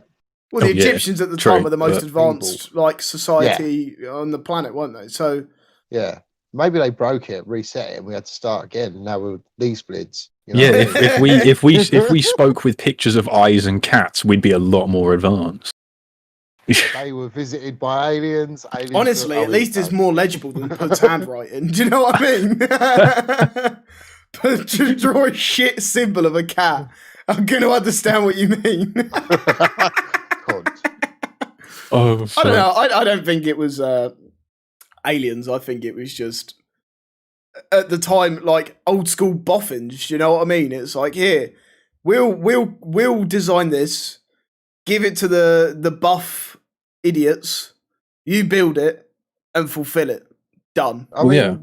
but just the way all the blocks were cut, like they're cut very well, and it all fits Yeah. perfectly. You know the bit Yeah, that but baffles me, It's not the brilliant. cutting of the It's blocks. brilliant. Well, It's getting you them just up get a there. template. It's getting them up there. Yeah, it's getting them up there that always threw me. I was Do you like, know how what I does mean? that work? But, I've been to Then Egypt again- and I've been to the A whole- pyramids. Admittedly, it was when I was oh, a kid. flex, But flex. those fucking blocks are massive. They're like the size Yeah. of a bathroom. Do you know what I mean? Yeah, They are huge. They are fucking But huge. when Cheers, you El. got a whole fucking a whole country full of slaves. well, that's what I'm thinking as well. Is when you think about it, there were very few elites when it came to the Egyptian culture, and if you think that literally everyone who wasn't elite was a slave, then arguably it becomes a bit more plausible when you've got that much for workforce behind a one pharaoh who you have to worship regardless, or it's the death penalty for you. Yeah. You know, it's I like best not be Boris late turning. again, I'm gonna get whipped. Yeah, it's like Boris turning up and going, right, I pick you 10, you're my cabinet, right, you're my best friend. Everyone else, you're going to build me some fuck off monument. And arguably, you're going to have the workforce to do it. It is amazing that they got it up to the top. I've still got no idea how they did that. But like, But I now, like the what- fact that Scaffolding. Go on, no, sorry. carry on. scaffolding, yeah, they just got a load of brickies in, mate. It's easy. No, sorry, carry on, Ben. What you saying? I was just going to say, I like the how they built, what was it, like the old chapels and the old churches ages ago, before engineering and all that kind of math stuff used to exist. They Flint used to and just cement. build it. They used to just build it as high as possible, and as soon as it fell down, they'd go, right, build it a bit shorter than that, and then they build it again. And that's genuinely how they did it. I love that. So Reese made an interesting point. They reckon that with the technology we had today, it would not be built better than what it was back then. Yeah. I mean, Yeah, I think ultimately there would be fewer mistakes. But I think the difference is now is You're not gonna society die for today getting it and wrong. the archaeologists behind it today, except all the whatever the designers and manufacturers behind it today, would just overcomplicate it. Mm. Do you know what I mean? More than Probably. anything, it would just Yeah, straight up but overcomplicate it. Everything Oh, yeah. over-engineered, and then it doesn't work properly anyway. Well, it's like the Millennium Bridge that they built in London. I don't know if either of The you know wobbly this bridge. story. Yeah, the wobbly bridge. Yeah. They built a bridge in London. Yeah. They over-engineered it so much that people walked on it, and because of how the bridge was held, there's some sort of resonance. Wasn't it initially started because during the war, the army marched across it, and because they were all walking in sync, it made the whole fucking bridge wobble. Okay, maybe I'm thinking of a different bridge then, because surely Millennium Bridge would have been built in 2000. I don't think a war was going on in 2000. Oh, fuck. No, well, I'm definitely... Maybe it wasn't the war. Maybe it was just the army walked across it or whatever to christen it or whatever the fuck it was. If I remember, effectively, there was a frequency at which when the bridge vibrated, it wouldn't stop and it just got progressively worse. But it did initially start by... Yeah, it was something the military like that, marching across it, the army marching across it, for whatever reason. I can't remember why. This is one of it'll be inauguration, won't it? And at the start, it won't have been too bad. At the start, it won't have been too bad, but over time, it got really bad. Yeah, but they got like part of the way across, it. and they were like, "You're gonna have to walk out of sync because you're making the bridge fucking shake too much." It can never be as bad as when the wizards destroyed it. Well, yeah, you know, we love Harry Potter. Harry Potter. That's the most realistic conspiracy as far as I'm concerned. Voldemort. The Hogwarts really does house a big fucking three-headed dragon thing, and blah blah blah blah blah. Here we go. You know, there was a three-headed dragon at Hogwarts. What? I don't know what it was. Dog. That was the one. Dog. Listen, it's got 3 heads and it starts with a D. I'm close. Oh, I was thinking more like the basilisk, that big snake lad. He was just chilling in the sewers. Sewer gators. All I'm saying is I've slept in weird places in a sewer. I killed the dinosaurs. I think meteor. What about you? Yeah, it just got wiped out. It was a meteor that kicked up a load of dust and then choked the dinosaurs to death, basically. It was the heat that was generated from it, and the dust meant they all just carked it. Or if you want a really interesting topic, what if it was the Undertaker just doing a takedown slam? No, I think Jesus put them there, right, to con the non-believers, right? Ben, that's exactly what he did. Religion. We've done Area 51L. Sorry, you are an hour and 10 minutes late. You are late. You're late. Wait, which one was Tony Blair? Was he Conservative or Labour? Tory, wasn't he? I thought he was a Tory. Oh, I've got a nosebleed already. Politics. I hate. Oh no, really yeah. No, well, someone just brought up the only crisis in 2000 was Tony Blair being in power. But wait a minute, Hannah, you weren't even born in 2000. Shut up. No, Hannah.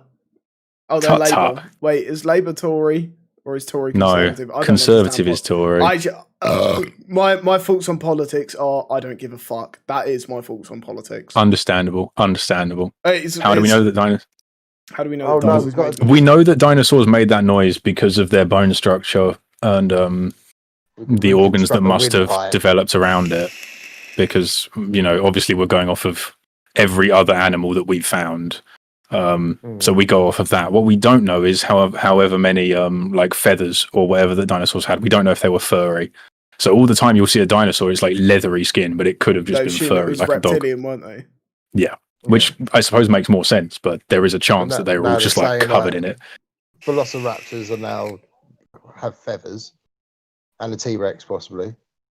Well, I think if you're going to go off of that, you have to look more where they were, where the primary basis of them were, and what the climate was of that at that point. But obviously, it's hard to look back to that point. Because, like you said, the reason they died off was because of going off of the most commonly believed theory of a meteor causing dust and heat, etc., etc., etc.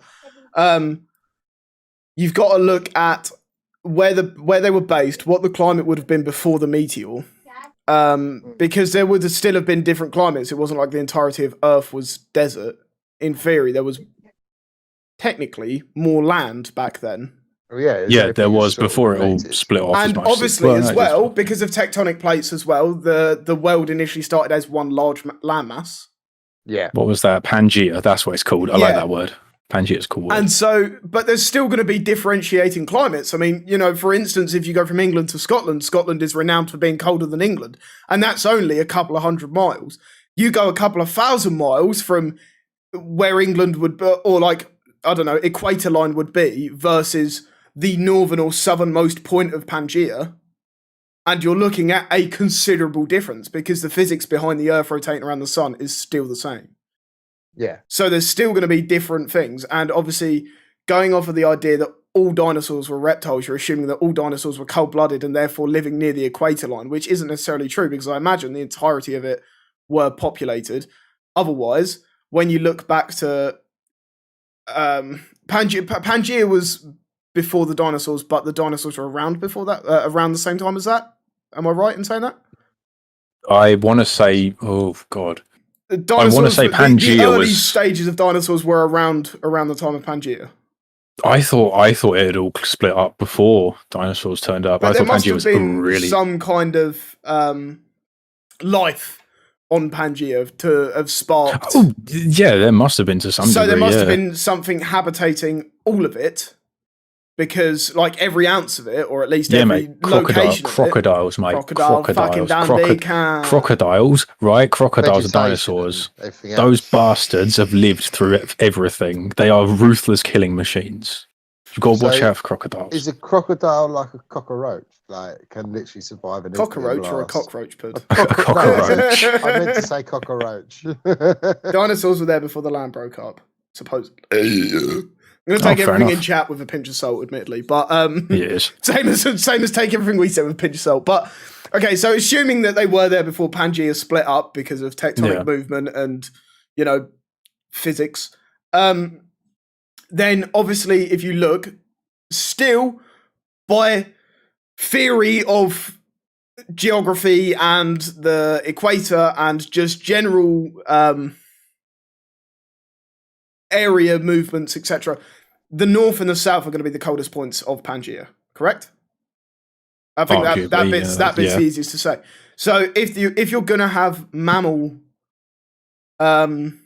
dinosaurs, which would have fur or feathers, etc., they're far more likely to be on the northern and most southern sides as opposed to central, because how many feathered or mammal animals do you know that live in deserts? Fennec fox. Without mice, being a fucking weirdo. But let's face it, primarily, if you go to a desert, what do you expect to see? Snakes, lizards. They're the most common kind of animals that come to mind. So yeah, there are exceptions, but ultimately the predominant species there is reptilian. And I think that would still be the same regardless of the fucking factor in the year, millions or billions or however fucking long ago it was. It's going to be the same principle, isn't it? Yeah. It is mind-blowing to me to think that was so long ago. I can't perceive that much time in my head. Seems insane. No, it is incredible, isn't it? The millions of years. I've only been alive for a few. Yeah, well, that's the thing. You think about how many years you've been alive and you times it by fucking 500,000 or something. Yeah. You've got 2 million years and you're just a bit insane. It's still the fuck. Do you know what I mean? Yeah. Well, I mean, hell, I still get to points where people say 2012. I'm like, oh yeah, that was 3 or 4 years ago. No. Yeah, that's exactly the thing. It's very time is very time's a weird one. It's a concept, a strange concept, isn't it? So the days are was it 9? So much shorter this year than last year. 0.9 millionths of a second shorter this year. Yeah, theoretically, the years get shorter, don't they? Because of something like pulling towards the sun more. Some shit like that. Right. The end of days is coming. The end is nigh. I mean, it's never going to be anywhere in our fucking climate, is it? But in our lifetime. But I don't know. It's an interesting concept, no less. You know. Oh yeah. But I don't know. I think dinosaurs are ultimately an interesting topic, all in all. Do you know what I mean? You know, because every image that you see that standard T-Rex image of a fucking big old motherfucker with little arms, a fat old dome, little legs, and just some weird elongated body. Yeah. If I sat there explaining it to you like that, you're going to be like, the fuck are you going on about? Do you know what I mean? And let's be real, everything that we've seen of them, aside from the skeleton, so the bone structure, is the most accurate thing we've seen. Aside from that, everything else is CGI, essentially, isn't it? Or drawings. Yeah. It's all just wow. What can we make this look like? What should it look like? Well, and that's the Well, thing. we And don't yet you know. think of that, and you think that's what a T-Rex looked like. If I showed you a Tyrannosaurus Rex, you'd be like, "That's a Tyrannosaurus Rex." Right? It's the most iconic dinosaur as far as I'm concerned. Everyone knows what a fucking T-Rex is. I knew what T-Rex was when I was like 3.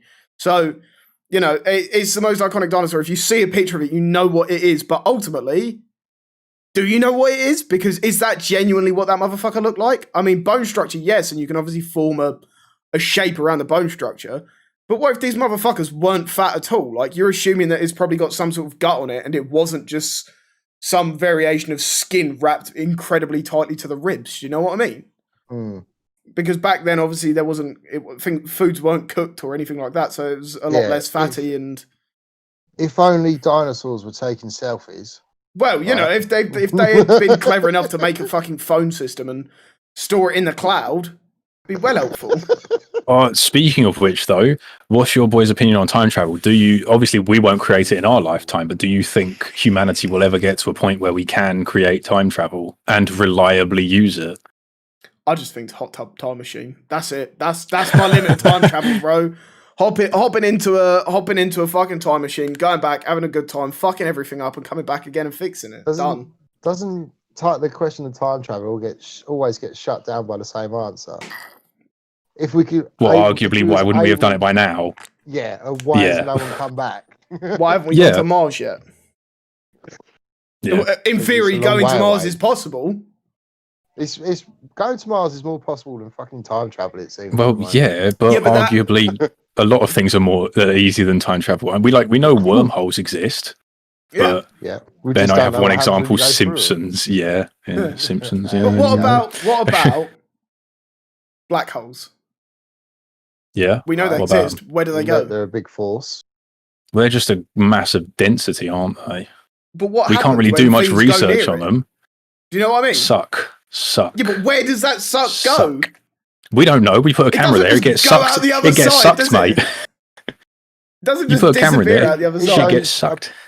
Apparently, it could just get destroyed. You never know. It could be like a fucking blender behind there. Well, I think in effect, surely it is just that. Because if it's a massive density, then it's just a massive gravity. And if you imagine Earth, we have this much gravity. Multiply that tenfold, we'd all just be crushed immediately. So it's basically like a fucking blender, surely. So you're saying it's like it essentially sucks a shit ton of stuff in and then just mashes it all together, and that's what comets are, or some shit like that. Because in reality, in space, what is there to suck in aside from rock and maybe human debris? Stardust. We're all made of stardust. Well, I mean, ultimately, space is primarily made up of carbon, isn't it? That's it. Everything has carbon in, so most of it's just going to be carbon. So you mean the stuff in? Yeah. Like atoms. And that's basically what black holes would be, I guess, if they're sucking everything into a point where it's just mashing it all together. Because you think with that much force, it's probably going to produce heat as well. Yeah. I think they are hot in the sense, aren't they? Well, like you said, we've never been able to fucking. We've photographed one. I think it was last year. And everyone was taking the piss because memes were just made of it immediately because of how poor the camera quality was. We've taken a picture of one and that's it. And even then we struggle to do that. But yeah, no, black holes are kind of terrifying because we don't know where they go. They could just go nowhere. They could literally just compress us into a load of just atoms, which, because we're so dense in there, are just perpetually kept in there. And all we do is contribute to the density of the black hole. And that's probably what makes it gets bigger, to be fair. It's just sucking in more shit. Away as well, aren't they? Like, you can't just I'm just nipping to the black hole. Oh, yeah. Well, just nipping outside. I just want to look at the black hole. Yeah, it's still there. Never mind. Come back in. Yeah, no, it's well, I mean, the sun. My lord. Well, the sun's either going to turn into a black hole or a supernova in a few million years, and then we're all buggered. Right, well, that'd be the downfall of Earth, won't it? But I don't know, I think it'd be quite interesting to see. Well, I mean, I guess we'll never see, but it would be interesting to see what would happen, what would, if anything particular, would catalyze it or cause it. Because ultimately, we know that stars have a lifetime. They start as red dwarf, whatever the fuck it is, and progress on into a supernova. Until Well, that's it. eventually They just- either go supernova or they become a black hole, and I don't think we know why they do either or. They just seem to randomly that would be choose. interesting to know, like why they did it, yeah. and if there was some sort of catalyst to it. Do you know what I mean? If there was something that caused that exact thing to happen. Do you know what I mean? Yeah, I think that would be quite That'd be mad. interesting. Black holes could have been a sun at some point in time. yes. Yeah. In theory, I'm 90% sure at least all black holes were stars at some point in their life. That's how they came about in the first place. The sun will I not don't go know. I don't supernova. You know need to have a enough. mass big enough. Oh, I thought there was a chance of it going supernova. Fair enough. I might be wrong. So How many Garys are here? Quite a few. multiple? Uh, I like. We Wait, love I just want to Gary. look back Red to Giant, yeah. Gary's comment about if we die when we die at the light at the end of the tunnel is a light to another hospital room where we're born, and the only reason we come out crying is because we died and lost everything. My problem is with that is for every one death, isn't there 2 births? yeah, Essentially. the birth rate is. So yeah. the birth rate is higher than the death rate, and if that Not was this year, mate.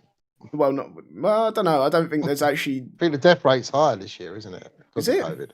Yeah. Well, maybe in the first fucking 15 days of the It's year. the highest death rate. Well, not this year, like last year. Yeah, But but is then- that specific to COVID though? Because I don't think the deaths would be that like last year was maybe a couple million died from COVID, but you know, think about how many people would die when. Well, natural causes and old age and accidents. Yeah, exactly. Yeah, but also, what about lockdown babies? Yeah. Right, Well, I've we got know one ourselves, coming. but Yeah, you know. that's what I mean. Like, you know. I think despite maybe seeing a higher death rate last year, we'll see a very high birth rate at least at the beginning. Yeah. In the beginning. In the beginning. We'll see a higher Ever. a higher birth rate at the beginning of this year because of a bunch of horny fucking middle-aged people boning. Sorry? El's got a good point. Relate. Maybe you just maybe over time you just get put in a queue system. It's like trying to get into Warzone or something. You just sit there, just watch it's like sitting in a waiting room at the doctor's. You just watch the number tick up until your little ticket. Is It's that like not purgatory. Like the ultimate British thing ever. We love to queue. We said, Yeah, we're stand in queuing. the queue. What's your theory for life? Honestly, mate, you just go to purgatory and queue for a bit. Yeah.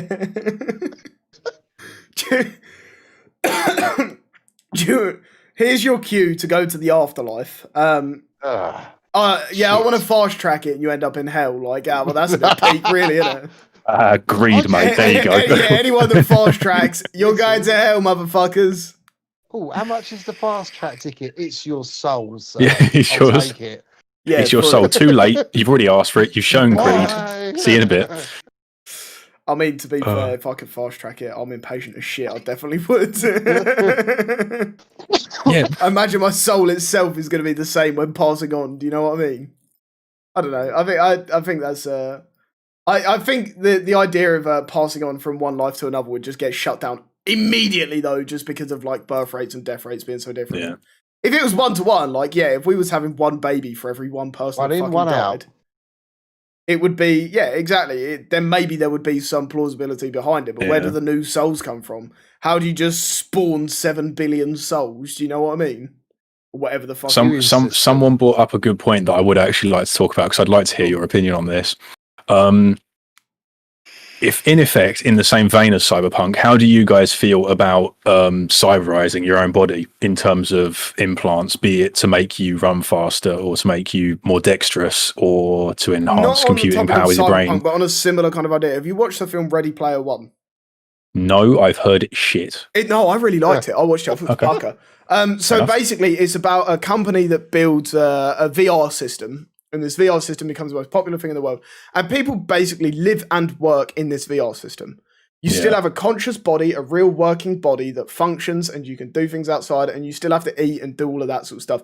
But ultimately, people live in this VR world, sort of thing. Yeah. And so they put their headsets on and they go to work in VR. They do everything in VR basically.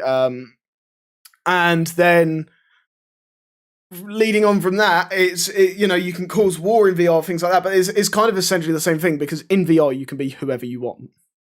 Do you know what I mean? You can build an avatar of you looking like fucking Shrek. Who gives a shit?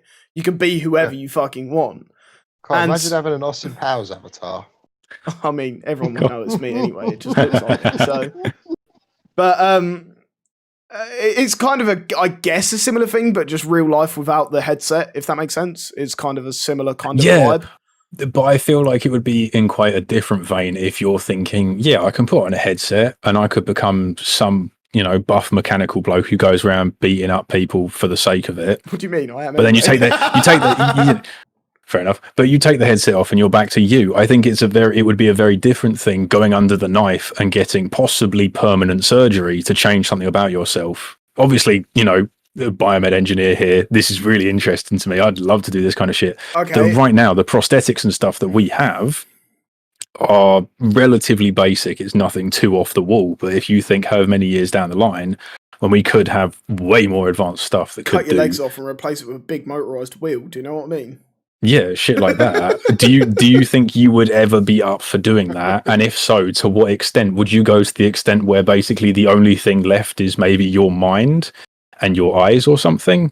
Or would you get very minimal implants that might just help you in a few ways? There was the interesting thing of the idea of people being able to remove your brain to keep the consciousness of you and rig it up to another life circuit, like an artificial life form, essentially. I heard about that, and it kept your consciousness and you could see, but it was very basic in what your brain would be able to do. It would be able to see like the lobes, what certain lobes of it flashing depending on feeling, etc. So it would be, to me, I guess if you went to that extent, that's too much, because consciousness is great, but when you can't do anything, it's like basically just fucking permanent sleep paralysis, isn't it? I think consciousness is human, though. I really want my lungs back. But is it? Well, this is the thing. Is it human to just be a brain in a floating tank of water? Do you know what I mean? Yeah. No, but what I mean is that like you could upgrade everything about your body, but you'd never be able to get rid of your brain, because in my mind that's where the soul is and all of that. Okay. So I'm saying purely not aesthetic, but you know what I mean, like purely just for the fuck of it, upgrades to yourself. Would you ever take the plunge, and what would you get? I mean, the only difference to me is between having something like that. I already have a fucking big plate in my leg. Yeah, true. But the only difference is the plate, in theory, I don't know what fucking plate they put in my leg. If you want to be a pedantic and go really into conspiracy, I could say they might have put a tracker in my fucking titanium plate in my leg. I don't know. I'm never going to see it unless I fucking try and cut my leg open and unscrew it. Right? Yeah. Yeah, exactly. It's horrible to think about. Theoretically, who's to say them motherfuckers didn't just dash a plate in my leg and say, crack on, Char? And I'm like, do you know what I mean? It's all well likely. But to me, if they offered me an opportunity to have, and this is coming from someone who is still fortunate enough to have both legs more or less fully working. Yeah. So, okay, maybe a bit of a handicap in terms of my leg, but that's more of a pain handicap as opposed to an actual handicap. I would probably say, hey, you can cut the fucking leg off and replace it with something that will work better. But that's just me. Someone with, and I think there would be a lot of people, I'm not classing myself as disabled, but a lot of people with disabilities that would say the same thing. Yeah. Do you know what I mean? If you could imagine being in a wheelchair your entire fucking life, right? And then someone turns around and says, we can give you bionic legs, you can work, you can walk, you can run, live a relatively normal life. It's like some Forrest Gump kind of situation, isn't it? Yeah. Like motherfucker goes from not being able to walk to being able to fucking bolt 500 miles in 20 minutes. You know what I mean? It's like, yeah, my views on Forrest Gump are a little bit fucked up, but do you get what I'm saying? Maybe not quite the right story for Forrest Gump. I feel like it would be dependent on the person. Some people are happy to be completely independent. And if you have a fully working body, then you probably take it for granted per se and don't necessarily care too much. You're like, fuck it. I can already walk up the stairs and lift my arm up to get a cup of the highest shelf. I don't give a fuck. Whereas someone who maybe doesn't have an arm from an injury or was born with a defect or something like that might jump at the opportunity. Do you know what I mean? Okay, so now I don't see any problem with it being replaced. Okay, so what about this? Someone's vaguely put this in chat and it's made me think of it. So say both of you take your reaction time now, take it as what, 0.1, 0.2, 0.3 milliseconds or some shit. or seconds, sorry, Yeah. like relatively quick. Would you ever consider getting some sort of implant to your spinal cord or to whatever controls the damn, reflex time, purely for your own self gain, not necessarily to fix any pain or anything? Would you ever get that upgrade yourself, or would you leave it and say, no, I want to stay human? If it was within the realm of financial possibility, all I'm saying would is you I'm leave cracked it at COD and go, anyway. no? Why do I need better reaction time? No. But like, okay, so you think about it. You think about something like that, and you think about how that would affect day-to-day society. Yeah. Because once you amp up the reflexes of one person, and that person is walking around in the world, and something happens, and they're like, and it's stopped, and you're like, the fuck? Yeah. Or like, even say, and I know like COD or video games aren't necessarily, aren't the be all and end all, and aren't necessarily as big a part of someone's life as they are as mine. Yeah, but they're a good example here. It's a relevant example. Say it's essentially cheating, isn't it? It's taking some sort of software or hardware to boost your game.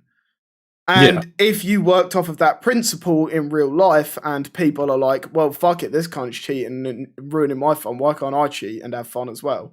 Can't beat him, join him. A lot of people, I think once a handful of people have done something like that, it would be a lot more popularized.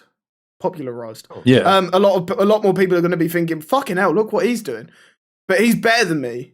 And life is a competition for a lot of people. Life is about being like, fuck me, I want to be better than this guy. Do you know what I mean? And I know I'm guilty of it. I constantly look at people and I'm like, I want to be better than you. One day I'll be better than you. I'm going to do everything in my fucking power to be better than you. And it's a drive. It's a motivational force. It propels a lot of people to be the best that they possibly can. And admittedly, the thing that I compare myself to most is myself. It's hard to sometimes look at someone that's doing better than you and not think to yourself, I'm going to do fucking better than you. And I think if you start introducing things like bionics and performance enhancements to general day-to-day life, once it's had a handful of people that are then seen as a select few of incredible individuals because they've got enhancements, I think that will up it. It's like in sports when someone does steroids, so someone else does steroids to match it and put themselves on a similar level, if not better. Yeah. Do you know what I mean? Yeah, no, I get that. But I'm just wondering if that were to be introduced into society as a whole and not necessarily looked down on as much as things like steroids are, in your position, do you think you would take it as well then, given the opportunity? What, some sort of implant to be it improve reflexes or dexterity in your hands, something like that. Say that was introduced into society and loads of people were getting it. Some people weren't getting it because they didn't want to, because as someone said in the chat, once I got that, I wouldn't be me, which I understand is an argument to it. Would you say fuck it and go and get it? I have a bias towards not caring about not being me. If going off of that principle, having a fucking titanium plate in my leg isn't me, because 2 years ago I never had a titanium plate there. Yeah. Do you know what I mean? It kind of seems bizarre because a month ago I wore a different chain to this. It's my personal choice to wear a chain, but my granddad died and I put this chain on. Does that mean I'm not me? No, I'm still me. Yeah. I've just made a conscious decision to change something about me. It's like if you're renowned, one thing that gets brought up in chat is, holy shit, you wear so many fucking white t-shirts. Just because I wear a black t-shirt doesn't mean it's me. It's only a physical approach. As far as I'm concerned, if you fall off a building and break your leg and they have to amputate it, you're still you. You to me is your personality, your consciousness and your soul per se, not your physical appearance. I think that's completely irrelevant. I don't need to wear glasses. If I wear glasses, the 28 people that are sitting here watching me have probably watched me on stream think I look fucking weird on camera without glasses. I think I look weird on camera without glasses. I think I look fucking stoned. I look like a fucking stoned lizard, right? I put glasses on. Yeah, Pud looks like a stoned lizard as well. I put glasses on. I don't know, Pud looks quite sexy, I'm not going to lie. And with glasses on, the glasses is almost like my online persona, but it's still me. The only difference about me from in real life to online is the fact I wear glasses. Because I'm sat behind my computer and I find it helps. That's it. I just fair enough. wear them because I'm blind. Well, Pud's blind. And Ben, don't you wear glasses sometimes as well? Yeah, I should do. Whoops. Well, yeah, exactly. Yeah, they're in my car. Yeah, no. Ben, no, I get it. Yeah, you're short-sighted. yeah, short-sighted. I'm blind as a bat. Can't see shit. So but Ben not wearing his glasses doesn't make him. Doesn't make him not him even. And it's like I think if you make a physical appearance to yourself, you get a tattoo. Getting a tattoo is, to me, it's essentially the same thing. Yeah. Do you know I what think That's I suppose that's the easiest way of looking at it, is looking at it a bit more like a tattoo rather than plastic surgery, say, where plastic surgery can be reverted.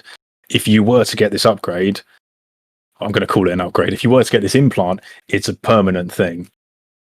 I would go for it, not necessarily to be on level pittings with everyone else, but just because I know humans aren't perfect. I know there are ways we can improve, but what about I like would this, like then? to do it.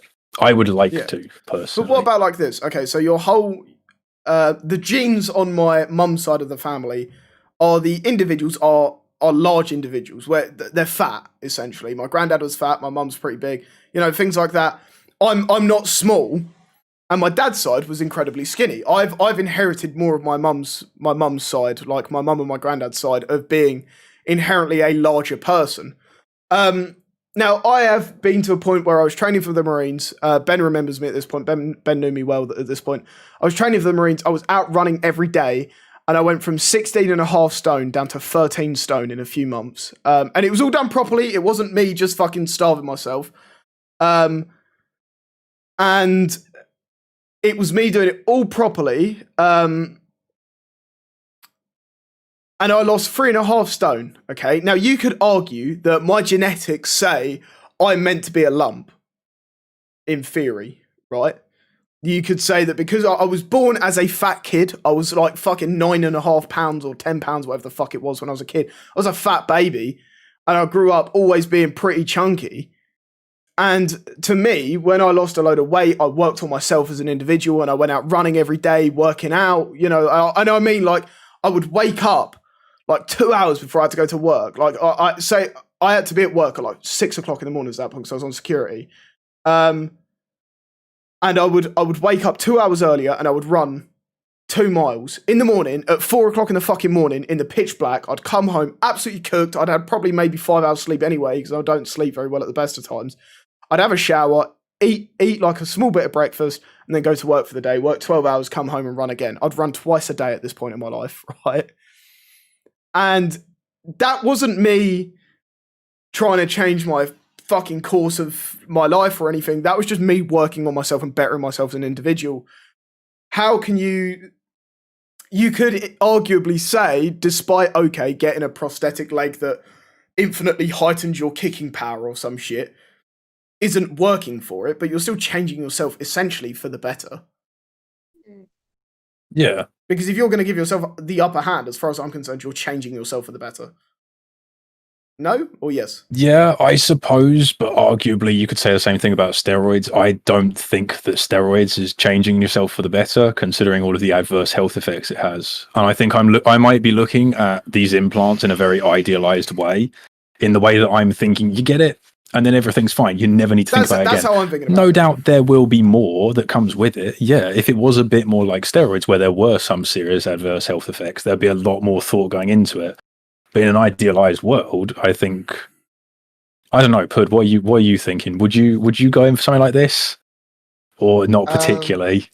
No, probably not. But like I said before, if it's something that's broken that can be fixed or adapted, make work again, then I'm all for it. But I don't. But you wouldn't do it just for self gain. No, probably not. No. Like, No, one, enough. I'm lazy anyway, and two, I'm pretty broke. Like, fair enough. well, I'm not made to go fast, you know. No, fair enough. I respect that. I respect that. I mean, it is a whole vibe, but I guess, like, I don't know. I think maybe because I did spend so long working on myself as an individual, my not physical appearance, but physical ability, to then fuck it all up. Maybe I have a bias towards a situation of I do want myself to be the best that I can be, and I've always been like that. And whether that's physical or mental or just in my achievements, I will always strive to do the best that I possibly can, or whatever it is that I'm currently working at that point in my life. And obviously at this point in my life, it's to do with streaming, it's to do with content creation, it's to do with that sort of thing. and I'm constantly working to either produce more and better content or really, really focus on the finer details to improve what I'm doing. And I compare myself, I look back to, like, you know, a conversation that Pud and I have very frequently is look back to 6 months ago when we would average this amount of viewers, if not less, on Facebook, which was the only streaming platform we did, doing exactly what we did then, but now. And there have been very few subtle differences along the way that have ultimately probably amounted to quite a big difference. Anyone that's been around for a few months will know about that. But ultimately, it's about improving yourself. And I think if for you, improving yourself in a physical way is a big thing, then why not take the implants? I mean, I don't know if I would take it at the moment because I'm really not fucking focused on my physicality and my ability to move fast or be strong or anything like that. All I care about at the moment is more, I want the streams to do well. I'm focused on content creation. So to me, physical ability is irrelevant right now. And I think maybe the only thing I would take is a leg thing, because I would like to start running again. The only problem with running at the moment is my leg fucking kills because the screws pull and it all fucking moves about in ways that it shouldn't move about, and it's horrible and it's uncomfortable, and it's like I've basically ruled out running. I now have to cycle on a fucking shit mountain bike that hurts my arsehole instead. But, you know, it's like need a comfy seat. I need a fucking sofa on my bike. Do you know what I mean? But I think for me, I would love to start running again. And I've tried running 3 or 4 times since I broke my leg. And it was never, I used to run like 10K once a week and then 2 miles every day. So I was incredibly fit at this point in my life. And now I ran a kilometre 3 months ago. Not only by the time I finished did I feel like I was about to keel over, because, you know, lockdown, all I'd been doing was drinking and fucking eating anyway, and I hadn't exercised. But also, like my fucking leg, holy shit, I genuinely cannot even begin to explain how much my leg hurt. Do you know what I mean? Like, it wasn't like a sharp pain. It was like someone had just stabbed me and left the fucking knife there, and I was trying to run like it. It's fucking horrible. Do you know what I mean? It was absolutely fucking horrible. So I think maybe I would take it for that, because I would love at some point to get fitter again. And I am trying. I've been out on a couple of bright roads in the last week. It's a conscious thing that I'm trying to make myself do. And I would... But, I mean, it does definitely take away from the hard work aspect of it. And if you're worried about accreditability, if you complete a marathon, but you've got enhancements, it's not you that's achieved that. Do you know what I mean? You've taken an easy route. So it depends what you want it for. Like, but do you ever think that we'll reach the point where society, that becomes the norm, where enhancements become the norm and not getting enhancements becomes weird and out there?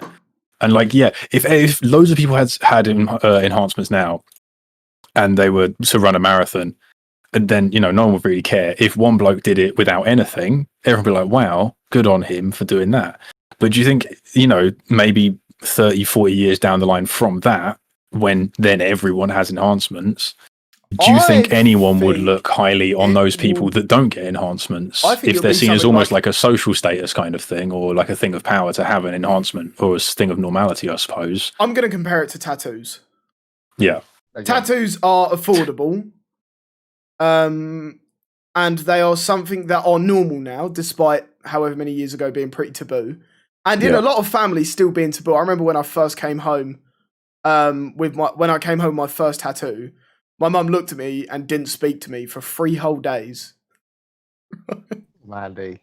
Oh, Mandy, yeah. She didn't speak to me for 3 whole days. I think, but ultimately it started off as something incredibly taboo. Do you know what I mean?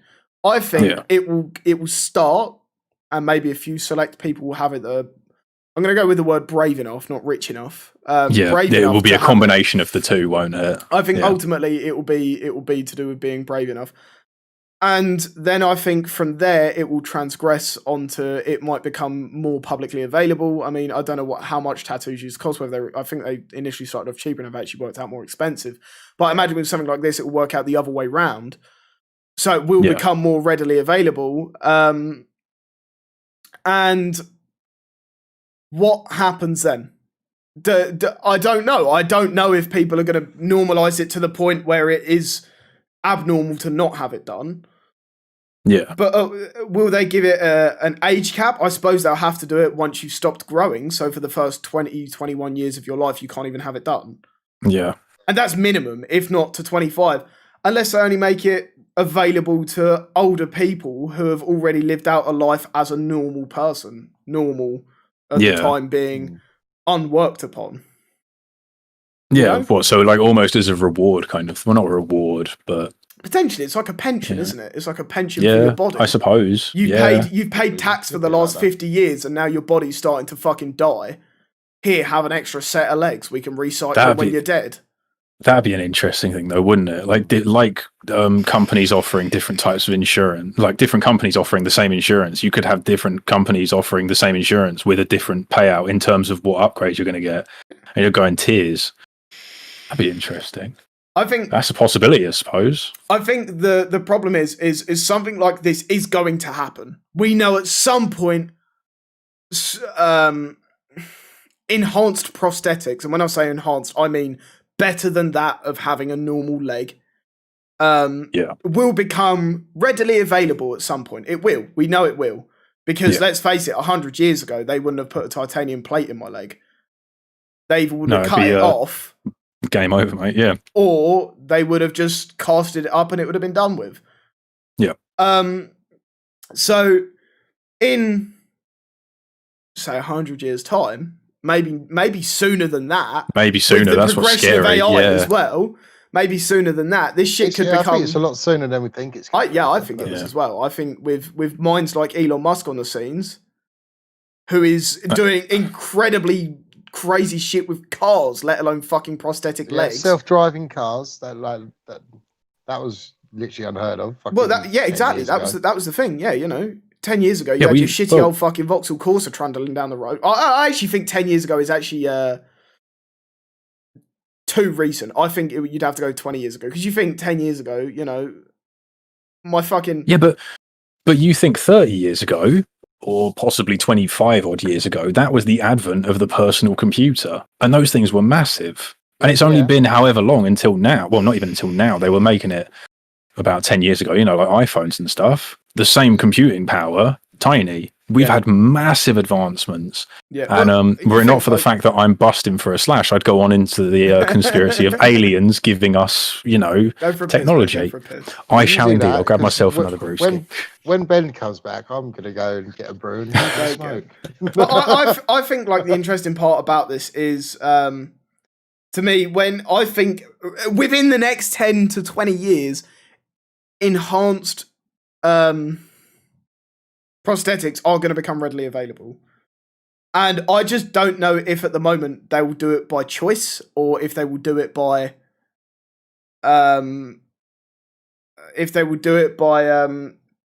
like need. Do you know what I mean? Someone who has obviously lost a leg is going to need a prosthetic that works better than someone who has a leg. So it might not be, it might be limited to those who actually require it to start with. But who's to say in another 10 years after that, they might just turn around and say, listen, we can sell this shit now. A private company comes along and they're like, we'll cut your fucking leg off and we'll give you a fake one that works better than your real one. The advancements in technology and that, like they've already got prosthetic, like some people who've lost the lower part of their arm, they've got this like, and it's brain powered. Like you think about it and it can move the digits. And you can grab something.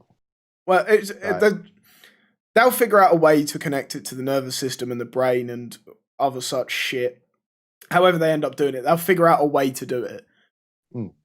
It shows Ben probably is the best person to have talking at this point. But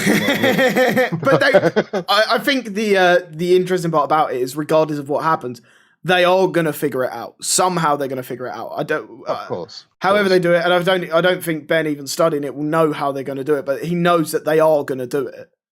Here he comes. Look at that. You want to go for a smoke, kid? Yeah. I'm gonna jump out the call. I'll be back in. All right. All right, mate. No worries. So we were just saying, Ben, about in regards to prosthetics. It's yes. it is something that is going to become readily available, but is it going to become available to those who need it first, or is it going to be a free-for-all for who can afford it first? I think that depends who develops it. If you Because- have someone like Elon Musk developing it, a bit like he's developed fucking flamethrowers and a whole company called like the Boring Company. I think he's marketed the flamethrower as not a flamethrower. But you can go out and readily buy it in the same way that he's, you know, as you say, commercializing space travel. I think someone like that, it's going to be a case of who can afford it first. But if it were to be someone like the any NHS, private company, it's going to be a it's going to be a about luxury. profit. But is there laws in any developed country we're going to go with about altering someone's body to the point of cutting a leg off and replacing that leg? I don't believe there are, because you've got what's it called, plastic surgery places popping up all over the shop, but they're not especially in America. They're not actually removing limbs. What's the laws between? No, what's not the law necessarily. behind disposing of a leg that you've cut off of someone? Well, I'll tell you what. When we cover law at uni, I'll let you know. Until then, I don't know. I really don't. I would imagine something would need to come in if it were to be a lot more normalized, because obviously right now the only reason anyone would have to cut off their leg were to be if it were infected or, you know, dead cells, something like that, and they would need it. Yeah, they would need it replaced. I can't imagine, or at the very least now with the state of prosthetics, because they aren't better than the human equivalent, not many people would be vying for it. I think we ever got to the point, as you were saying, where the thing is with prosthetics, they are a last resort, aren't they? So one of the when I broke my leg because it was that bad a break, they had 3 options. It was either drill through the entire tibia from the bottom of my heel up to my knee, put an iron bar going all the way through. It's not changing the entire bone, but changing a substantial portion of the bone. Put the plate in, which they ended up doing, or amputating if that went wrong.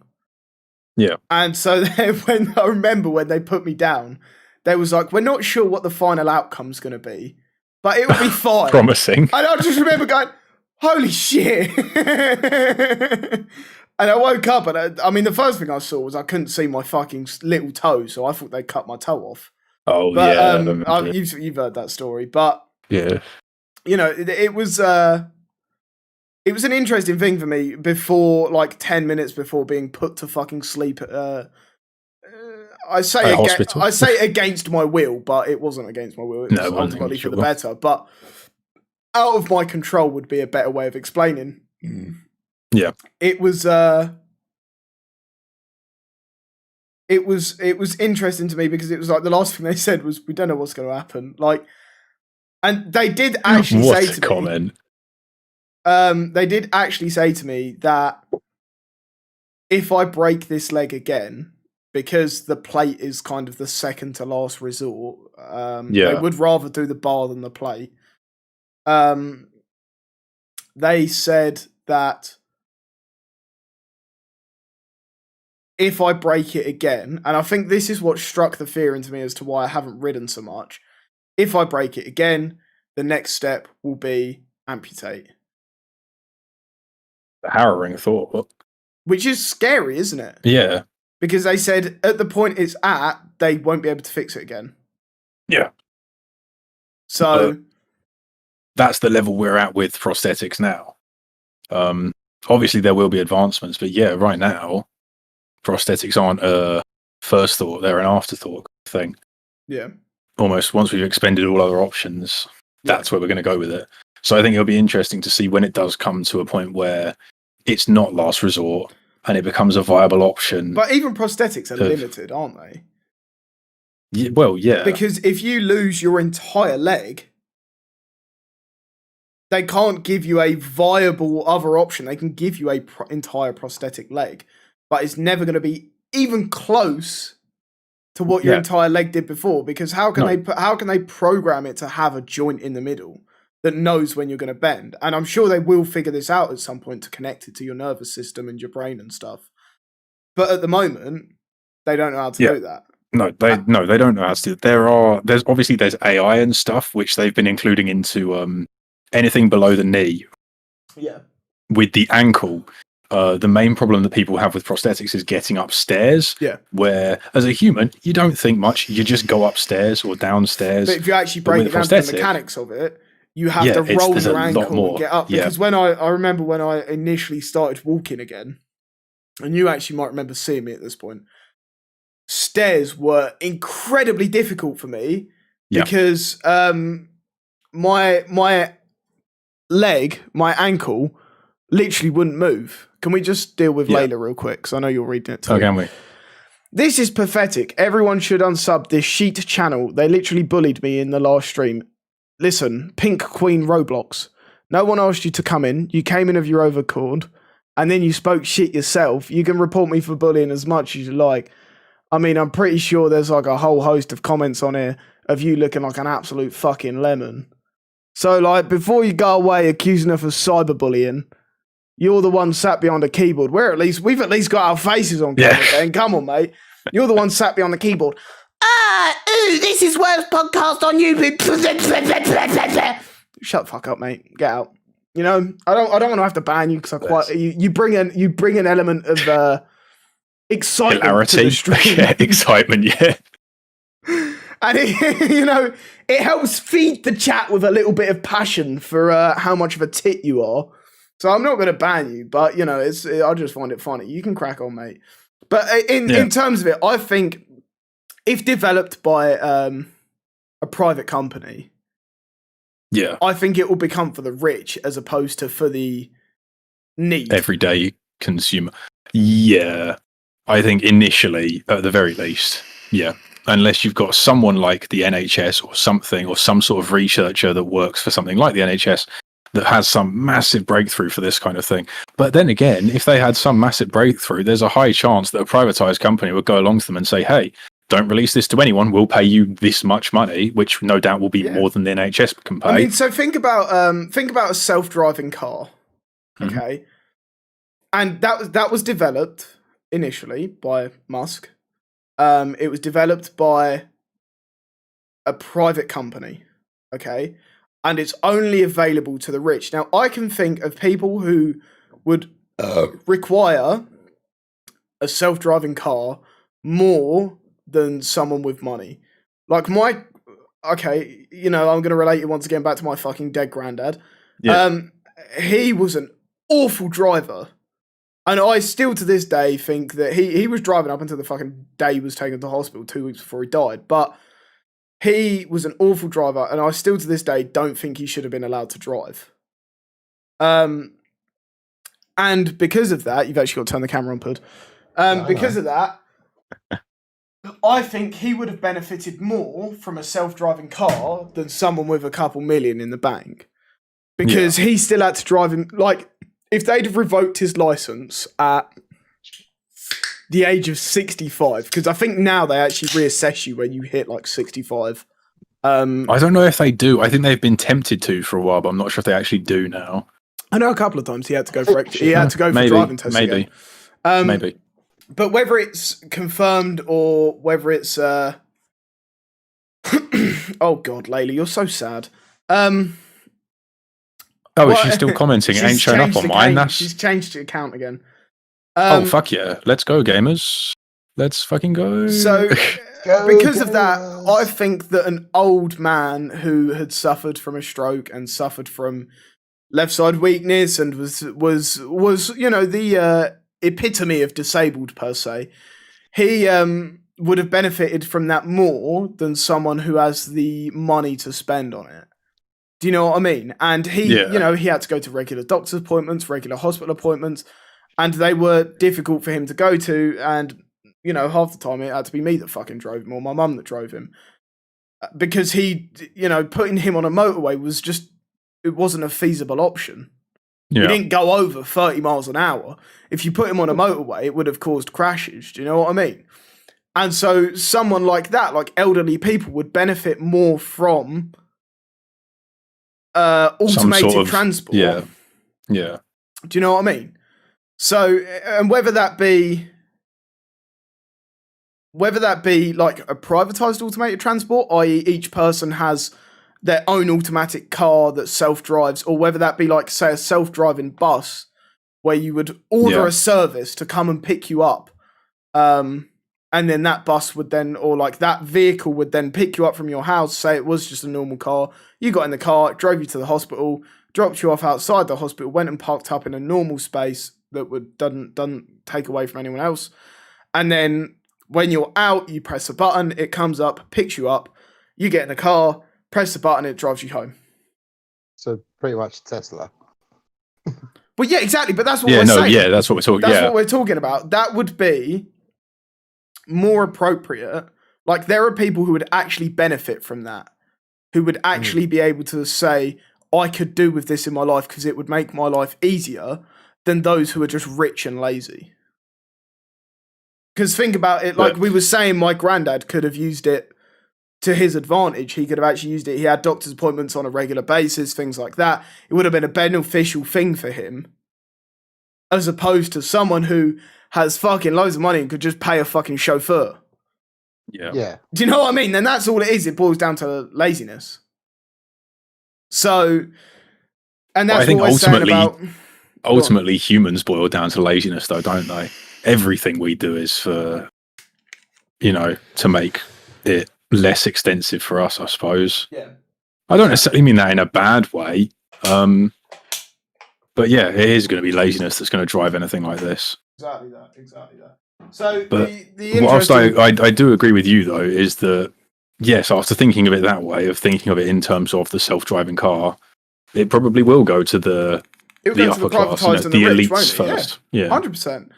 Because, I mean, when you think about it like this, and, Musk is the one renowned for inventing the Tesla, there is no way that everything he did on his own. There would have been a whole team behind it, but he was the one that got the credit for it. Yeah. And maybe he was the one that came up with the theory behind self-driving vehicles, etc. But the idea. He may have had the idea and had the fundamentals behind it, but someone may have polished it up and they got no credit for it. Because when I think self-driving car, I think Musk. I don't think of Gary in the lab. Do you know what I mean? You think of Musk. Gary's down in IT. Yeah. Right out. Hello, IT. I've just came up with a theory on how to self-drive a car. Do you know what I mean? Oh, have you tried turning it off and on again? So... I think that's an interesting way to look at it, at least from my perspective, is think maybe of those, like, if you compare it to something like that, then, like people who came up with next generation computers was mostly privatized, but there would have been public sectors and people who would genuinely be helped from that. Do you know what I mean?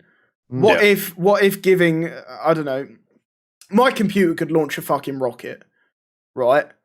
And what if that is what a hospital needs to help with the, I don't know, whatever it is, blah, blah, blah, blah, blah, blah, blah. Do you know what I mean? So, there's a whole host of things to do with that. And I think it basically comes down to, if you're in a public sector and you invent something, you realize you can make money from it. And unless your morals are dead set in some fucking high moral ground compass, because I can guarantee I would probably do the same thing. I would quit, take that to a company that's going to pay me a shit ton of money for it. Yeah. Because if you work for the NHS and you come up with some amazing prosthetic that's going to help change people's lives, what do? Do you sell that prosthetic to a private company, or do you give it away where you're not going to get any money from it? Because the natural greed as a human, despite who you are, chances are is probably going to be, I'm just going to straight up fucking sell it, sell the idea, sell the fucking blueprints, blah, blah, blah, blah, blah, blah, blah, blah, blah, make as much money from it as possible. Yeah. So, that's the bizarre thing. I'm just going to pin that. Thank you. What are we pinning, boys? This is the most trashiest podcast I've seen in my whole life. There we go. Nice. Amazing. Just advertising the Absolutely podcast. agreed. So I think the amusing part, it was pinned, says Frank.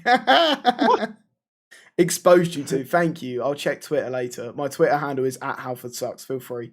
Yeah, please cancel us while you're here. Yeah, please cancel, do. come on, hit me with that cancel culture, B. I'm all for it. I'm all for it, you absolute lettuce. And I don't know. I think when it comes down to something like that, it's going to be privatized before it's publicized. Do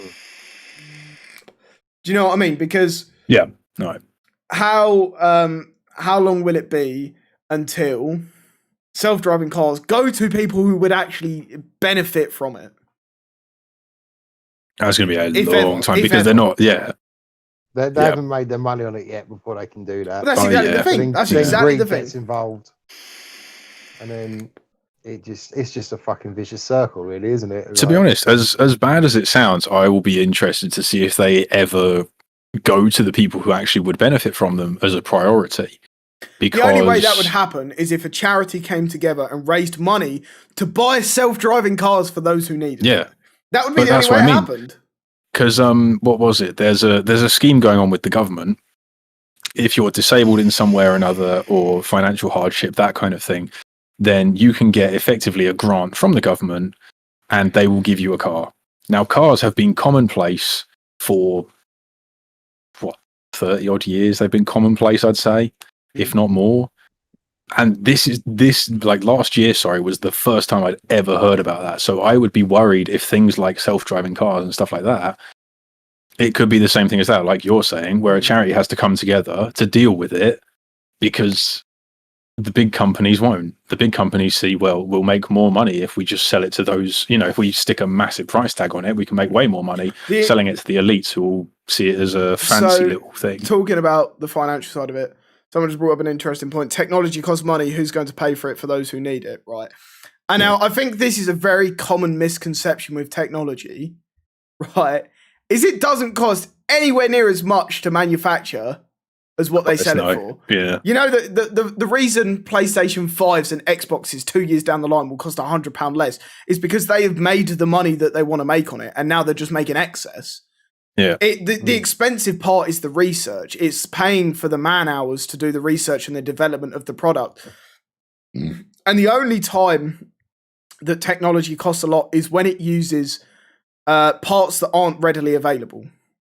Yeah. So in terms of like the new 30 series launch for NVIDIA, there are specific parts in that aren't readily available because they're so specified to this type of graphics card. Right, the types of CUDA cores, whatever the fuck it is. I can't remember exactly what part it is. There's a couple of parts, I think, that's so specified to this type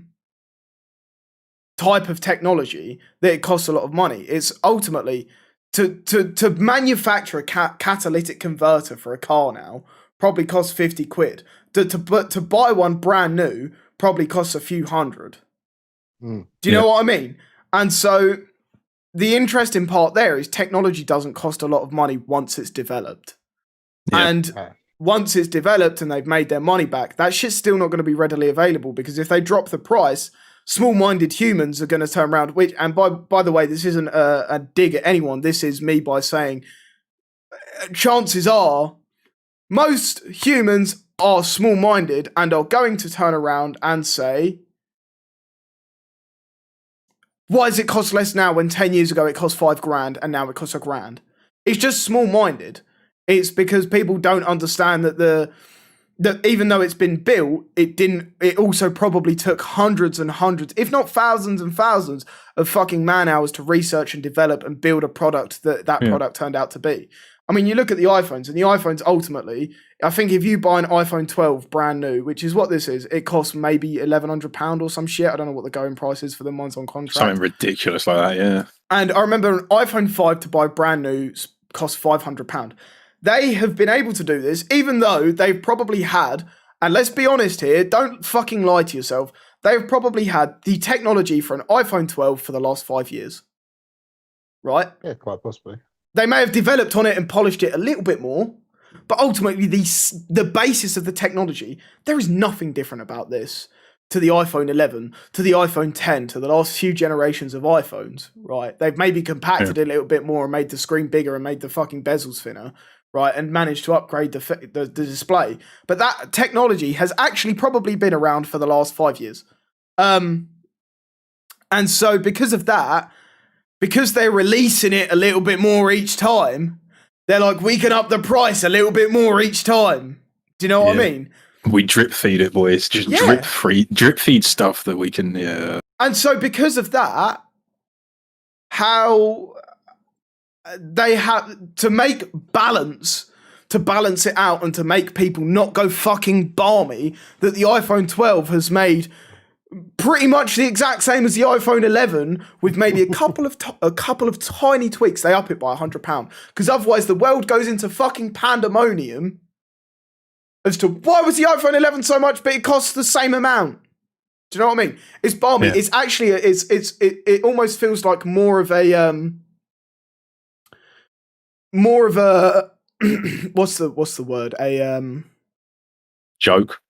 Not a joke, like a mind trick. Do you know what I mean? They're saying to you, you're going to buy this, and then next year you're going to buy this because we've upgraded this one feature that is revolutionary, when in reality you've got 4 more fucking pixels in your camera. We're going to stack another lens on the back of that for the better photo opportunities in life. Like, you know, the funny part is, the last iPhone I had was an iPhone 7. And I've still got it in one of my drawers. I could probably find it. Yep, there you go. The only difference between this is the iPhone 12 is thinner. Right? No, the iPhone 7 is thinner, sorry. This is thinner. The screen is slightly smaller. Ignore the crack and the tape across the screen. The old iPhone is thinner, right? This is thicker. This is slightly heavier, admittedly, right? This has 1 lens. This has 2 lenses, right? And this has a home button. This doesn't even have the feature of a fucking home button. And that iconic Apple feature. Yet to buy this costs £500 more. Why? Explain to me why. Because I can safely say, other than the fact that that is now 4 years old and has lived its lifespan, and this could be another conspiracy of planned obsolescence from companies like Apple. Assuming that planned obsolescence isn't a thing and it has just died its death, it's lived its lifespan, the battery on it's died out because I didn't conform to how they are designed to be charged, etc. Why does this cost £500 more? Because my user experience on this is no different to my user experience on that. It's economics, isn't it? Well, exactly.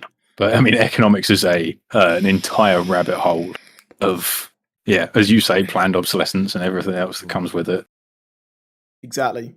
Exactly. And okay, so conspiracy on planned obsolescence of technology. I'm going for a wee. I'm going to let you start on this one, Ben, because I can imagine you've got some interesting things to say about it. Any technology, that is. Any technology. Oh, I can do. Should we start on the conversation about changing the batteries in the birds?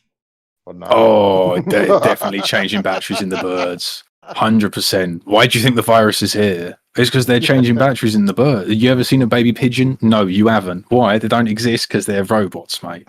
They're robots. It's a lie. It's all a lie. There is no conceivable way they aren't changing the batteries at this point. They're all spy cameras. I mean, I'll be honest. I'll be honest. I was about to say to Josh, we wrap this up soon because we've been going for 2.5 hours now. It's fine. We've still got Pink Queen Roblox. Later is still coming in the comments. Joy. So. I'm so glad.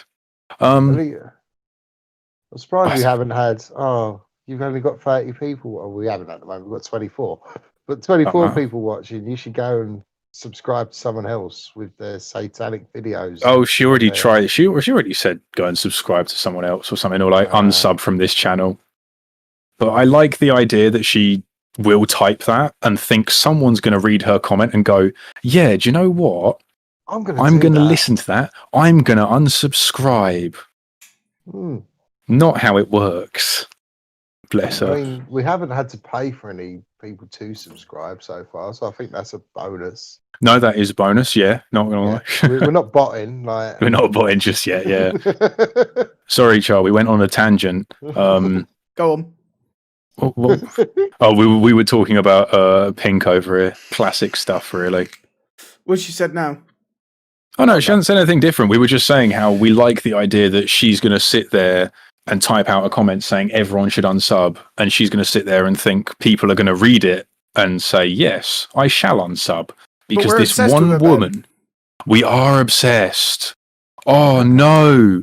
Oh fuck. Oh no. I'm gonna take that. I can't even see what that is.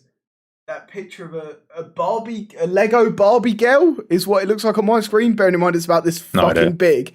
No idea. And I'm gonna pin it as a poster. Write your fucking username and dash it on my wall right next to my logo. Fucking weirdo.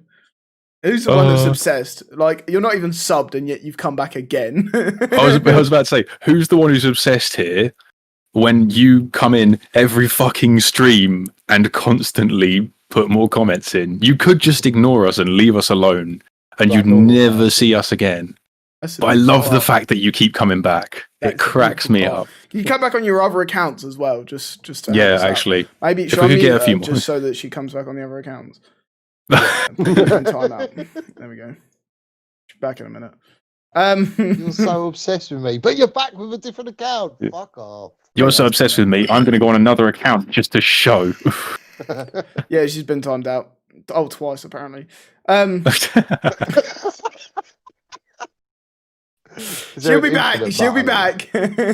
She'll be back. She'll be back. Yes, Pink is Layla. Yes. Yeah. Exactly the same. They actually have conversations with themselves in chat, which I find is brilliant. Yes, fucking. Yes, I do produce the best content. Yes, you do, Layla. It's like convenient. You've just been banned from that account and you've come on this account now. Maybe we'll have a Q&A with Layla. I think we should. Let's get her in Discord. Yeah. Get them in Discord. Guest. But planned obsolescence. What are your thoughts on that? Is it a thing? Is it moral? Is it right to do that for your own financial gain? What do you think? Henry, we do not use Zoom, my friend. Jesus. Planned obsolescence. I'll make this quick because I'm probably going to wrap up here soon, boys. I appreciate the call. Big girl. But what are you going to do? All right. Wank for 3 hours. You're acting like you wouldn't help me.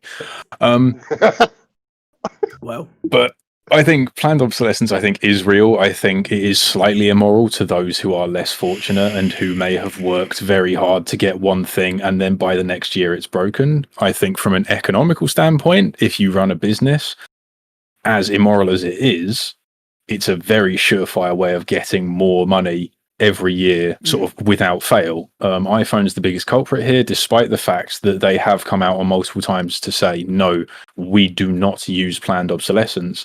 A lot of people have brought up, it seems very oddly convenient that it takes around about a year and suddenly the iPhone will slow down, or, it will suddenly start glitching out occasionally, or the storage will just fill up with random shit. What, you mean like U2? Yeah, the fucking U2 album. Forgot about that. The fucking U2 album's back on there. Like, oh, I forgot about that. Make it some decent songs. I might want to listen to it, but I don't. It's shite. I'm sorry, Bono. I think the biggest part of the iPhone planned obsolescence debate is the battery life. And yes, I was about to say that. The fact that after a year, I remember when I had my iPhone 7, and I really specifically remember this because I was with an ex at the time, and we were going to a party, and at the time I was 16 at the time. It was like a really important ex of mine that played a big life in my life. Life in your life? Yeah. So you lost your virginity, Char? Yep. Well, okay, that was when I was 15, but at the time I was 16 because I got the phone, it was just updated. And we were going to a party, and I think my phone at the time was more or less brand new, and I mean like within a month of being released. And as we're leaving, or like half an hour before we're leaving, her dad says to me, "Do you want to put your phone on charge before you go?" I was like, no, it's brand new. Like the battery on it's really, really good. And And one thing that they say to do with a phone when you get it, I don't know if you've heard this as well, I don't know if it's a theory or if it's confirmed, is when you first get a phone, is use it until the battery runs out. Yeah, when the battery runs out, yeah. you then plug it in and you charge it to 100%. As soon as it hits 100%, you unplug it and use it until it runs out again. And you do that for the first 3 or 4 times of charging it. And theoretically, it's better for the phone battery to do that for the first few times. And then after that, I mean, we all know that when you go to bed, you put your phone on charge and you leave it on your bedside cabinet and it goes off with your alarm still on charge, even though it's been at 100% for the last 5 hours. Yeah. Because no one wants to set an alarm when it hits 100% and unplug their phone. You know, it may be used 10% overnight, because I know for a fact that, like, my vape batteries are a key principle of this. They'll say half-life on the screen, but because it's been on the floor next to my bed overnight and they've gotten cold, they won't work when they're cold, despite having half battery. So I then have to either change the batteries or warm the batteries up to get them to work again. So because I'm now too lazy when I initially get out of bed to just get up and change the batteries, I take the batteries out and just lay on them for a couple of minutes until they warm up. Plug them back in, they've warmed up and it works fine until it actually runs out of battery. And that, you know... How it sucks. Well, exactly, it's fucking big brain. But I remember a year after having that iPhone 7, or even... It was about a year, it was about when the new iPhone released. So I upgraded sort of a couple of months after the release. The battery on it was shit, and I remember the battery on it, by the time the 2-year contract was up, it was running out at 20%. It would get to 20% and just die. And it's like, well, that's not right, because it says I've got 20% battery. And if it was cold, it would die even sooner. And now, is that planned obsolescence, or is that just poor battery life, like longevity? Personally, I believe it's a bit like if you ever buy a pre-built PC. If you ever buy a pre-built PC, and this is why everyone says don't buy them, or at the very least, don't buy them from a non-credible company. So if you go into Amazon and type in gaming PC, you know, you might get a decent graphics card, you might get a decent processor, but they cheap out on everything else. They cheap out on the power supply as key, because a good power supply will set you back, you know, 50 to 150 quid, but it will last, and it will last and it will fucking work. I reckon that Apple cheap out on things like the battery because they know they can. You know, the processor, they've got to advertise the newest, best processor. The screen, they've got to advertise the new best screen. Battery, they just need to advertise a large capacity, and they don't really give a shit about who develops it. It could be some poor Chinese kid who's doing it for like £3.50 a day. But I think that's what they're doing, and I think because of that, the batteries themselves are just a bit naff, which is why they bleed out so quickly. Apple turn around and say, yeah, we can repair that, but it will be cheaper to buy a new phone. Then you go and buy a new phone and the cycle repeats itself. That's my theory on it. Are you classing that as planned obsolescence, or are you classing that as just not splurging on that specific part? To a degree, I suppose it is planned obsolescence, because they know their batteries are shit. They know that they could invest in a better battery, but they also know that better battery equals longer phone life equals less sales next year when the next fancy iPhone comes out. So I think to a degree it is planned obsolescence. Funny as well, because it's not just Apple that are a culprit of this. This is my most recent phone that I've just upgraded from. Once again, another cracked screen. Hooray, I'm shit at looking after phones. Now, this phone is incredibly heavy. This is a Note 9. Cracked your screen? Yeah, I cracked the screen. There's a crack there, and it runs out. One. Yeah. This phone is incredibly heavy. In comparison to my iPhone 12, it is slightly bigger. It's not much bigger. The difference between this and the 7. The 7 and this versus this and the 7. The 7 is actually heavier than this, and this is larger and heavier than that. I don't understand why. I assume that the reason this is so weighty is because of battery would be the most heavy thing in a phone would be battery, or frame maybe. I'm going to go with battery for the purpose of this argument. And now, once again, the battery on this phone was incredible at the beginning of it. And 2 years down the line, now this is a Samsung, this isn't Apple, this is a Galaxy, I think that's Samsung, I don't fucking know at this point. Was incredible to start with. It really, really was. It would last me like 3 days without charging it and using it all day. And then now, at the end of my 2-year contract, I could watch a YouTube video on it that was 10 minutes and lose 10%. And that's basically what happens with every phone. So the argument is every phone manufacturer using the concept of planned obsolescence to make more money, or are phone batteries just shit at keeping their lifespan? What do you think? I mean, I think it's a mixture of both, personally. I think it's hard to... Because, car batteries are made to last. And literally have a transformer to charge them and will still eventually give in. Batteries aren't meant to last forever. Vape batteries, for example, supposedly with a vape battery, you get 1,000 charges out of it before it dies. Now, I charge each set of batteries once every day and then switch over, blah, blah, blah. But I know for a fact my vape batteries don't last as long as they did a year ago.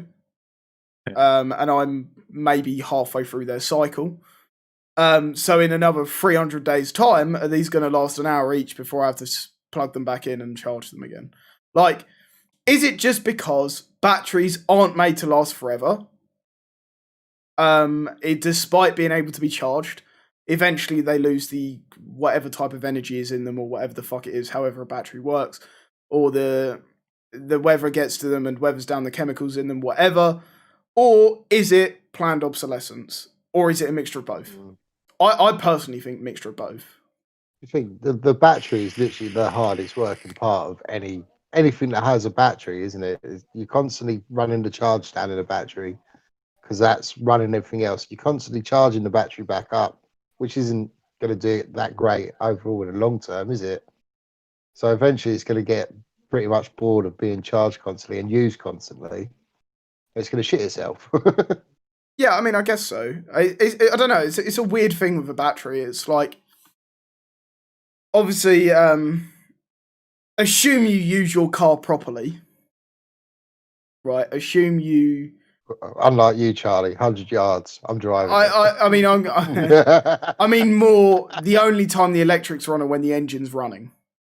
Mm-hmm. So despite the battery having power taken from it, the transformer is recharging it at the same rate. Now, that's all well and good. But 5, 10 years down the line, your car battery's going to give up and you're going to need to buy a new car battery. Yes, I have a point to bring up here. Go on. It's notoriously really bad to decharge a battery whilst charging it at the same time.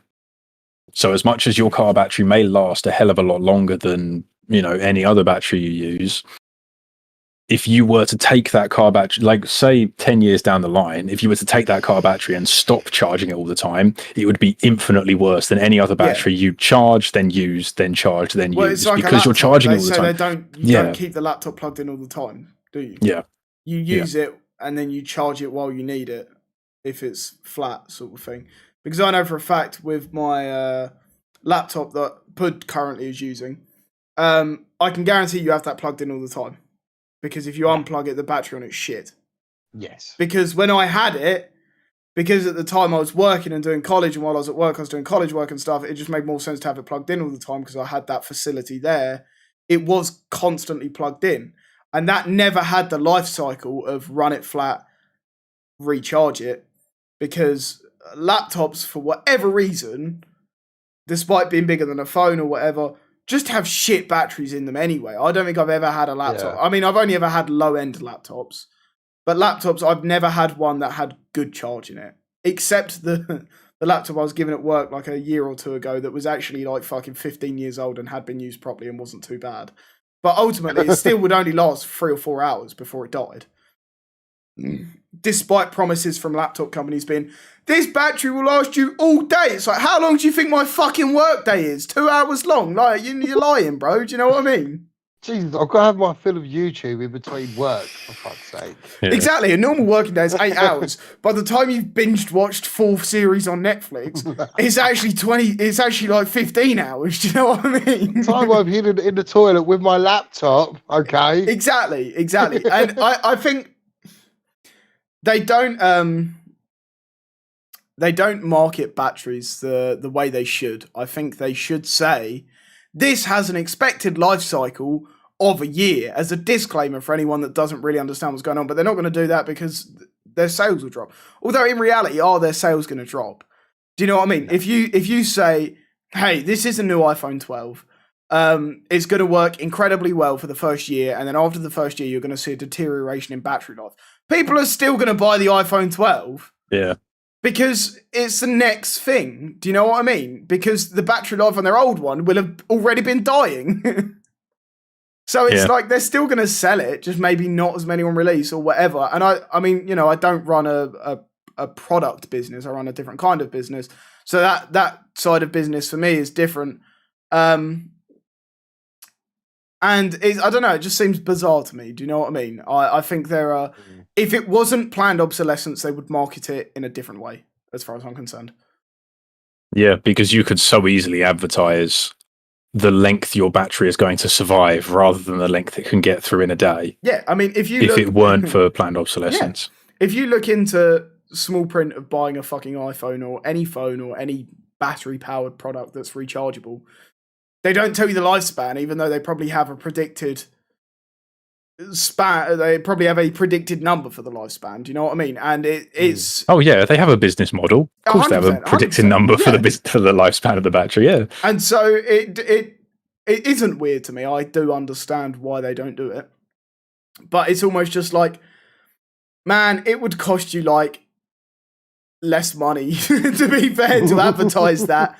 Because you wouldn't have to try and hide that fact. Do you know what I mean? You could just be straight up honest with it. But honesty doesn't sell products. Bullshit. I mean, arguably, if I can go on, if I look at a product and realize the product's being honest with me, I would rather buy that. But that's me. Yeah, but that's not necessarily everyone. Not, unfortunately, 90% of the market. Exactly. That's what I mean. 90% of the market will look at it and go, "Oh, those are like some promising numbers. They're bigger than last time. Let's go for it." And okay, so I'm a key example of this. Buying a computer. When I bought my PC, do you know what I looked for? I looked at the best spec, and by best spec, I mean the largest numbers. That number's bigger than that number. It's got to be better. And yeah, by rule of thumb, that's correct. But also, if you once again, I'm going to go back to the idea of NVIDIA's 30 series cards, and you have the 3090 and you have the 3080. Now, the 3090 in comparison is only about 5% better, but it's nigh on double the price. Yeah. Tell me where the maths is on that. Because if you go from the 2080 Ti, which is the current graphics card I have, and 6 months ago was one of the best graphics cards on the market, if not the best, despite maybe the productivity ones that costed thousands. Yeah. You know, for the general 99% of consumers, the 2080 Ti was the go-to graphics card. Okay, it was the flagship, the main graphics card. Blah blah blah blah blah blah blah. Versus the 3090 now, and they actually cost a similar amount because the 2080 Ti, to buy brand new, is fucking expensive, and the 3090 is also fucking expensive. But the 3080 is the main one and outperforms the 2080 by like 70% or something, and yet the 3090 only outperforms the 3080 by 5%, but costs £700-800 more. Yeah, there's a word in economics, I've forgotten, well, not a word, a term at least in economics for effectively you price something higher and people buy it because it's priced higher, despite the fact that it could be barely any different. Price it higher, give it a fancy name, and there's a high chance people will buy it more so than the other ones, just because of the logo and the name on it. The funny part is the 3090 still sold out on release. Oh yeah, of course it did. Status, isn't it? You know what I mean? In a year's time, the 3090 will probably drop in price because they'll have made their money. And there was a reason as to why it was so much more expensive. I can't remember exactly what that reason was. But ultimately, it's like we said earlier about how much technology costs. Once the research and development side of it is done, the actual material side of it doesn't cost that much. There we go, boys. Sorry, side note. The resident business economics woman has come in to say that the word I'm looking for is psychological pricing. There you go. Yeah. There you go. That's the one. Exactly that. Exactly that. Yeah, But, that's it. You price it right, yeah. You know, and I suppose price is perspective. If you want to spend £500 more for a 5% performance difference, go ahead. I almost did it yesterday. If you don't want to spend that much because it is an obscene amount, I mean, maybe in the realms of like thousands, 5% isn't much difference. But in the realms of where a couple £100 for 5% is much difference. But regardless, you're still more or less. It's like 190% of the price of the 3080. 190% of the price for 5% of the difference. Like economic. Yeah, for each percent of difference, you're paying like £130 for 1%. I reckon they've done that because they have managed to put relatively compared to the performance you're getting, they've been able to put a ridiculously low price on the other two cards. And I'm wondering if because of that special psychological pricing, they're hoping to make up that money they're going to lose. Because they could have priced those two lower end cards much higher. People still would have bought them. Yeah. I'm wondering if they've specifically ramped up the price of the last one because people will think, well, I don't want the mid card and I definitely don't want the low card. So I'll go for the high card even though it costs more. Well, the fact of the matter is the 3070 costs what, £500? Yeah, round about. And it's the same performance as the 2080 Ti. Yeah. And now 2080 Ti's are selling second hand for £500. The same price as a brand new 3070. The only difference is people are still buying 2080 Ti's because 3070s aren't readily available, and if they are, they're being scalped. And that's the crazy part. Is it's like, how do you find a balance in that? Because unless you have I'm not going to say infinitesimal or unlimited because they are unrealistic words regardless, but a huge stockpile of initial supply to drop when you do a release on a product. How do you combat that? You can't, can you? Yeah. Especially in a market of like, and when these cards dropped, people were comparing this to like hype beast, expensive designer clothing like Supreme and Palace and things like that. In terms of people were setting up bots to buy them on release and then spend it straight away, or like buy them straight away so it was as quick as humanely possible. Because it wasn't even humane, it was fucking AI. Do you know what I mean? I don't know.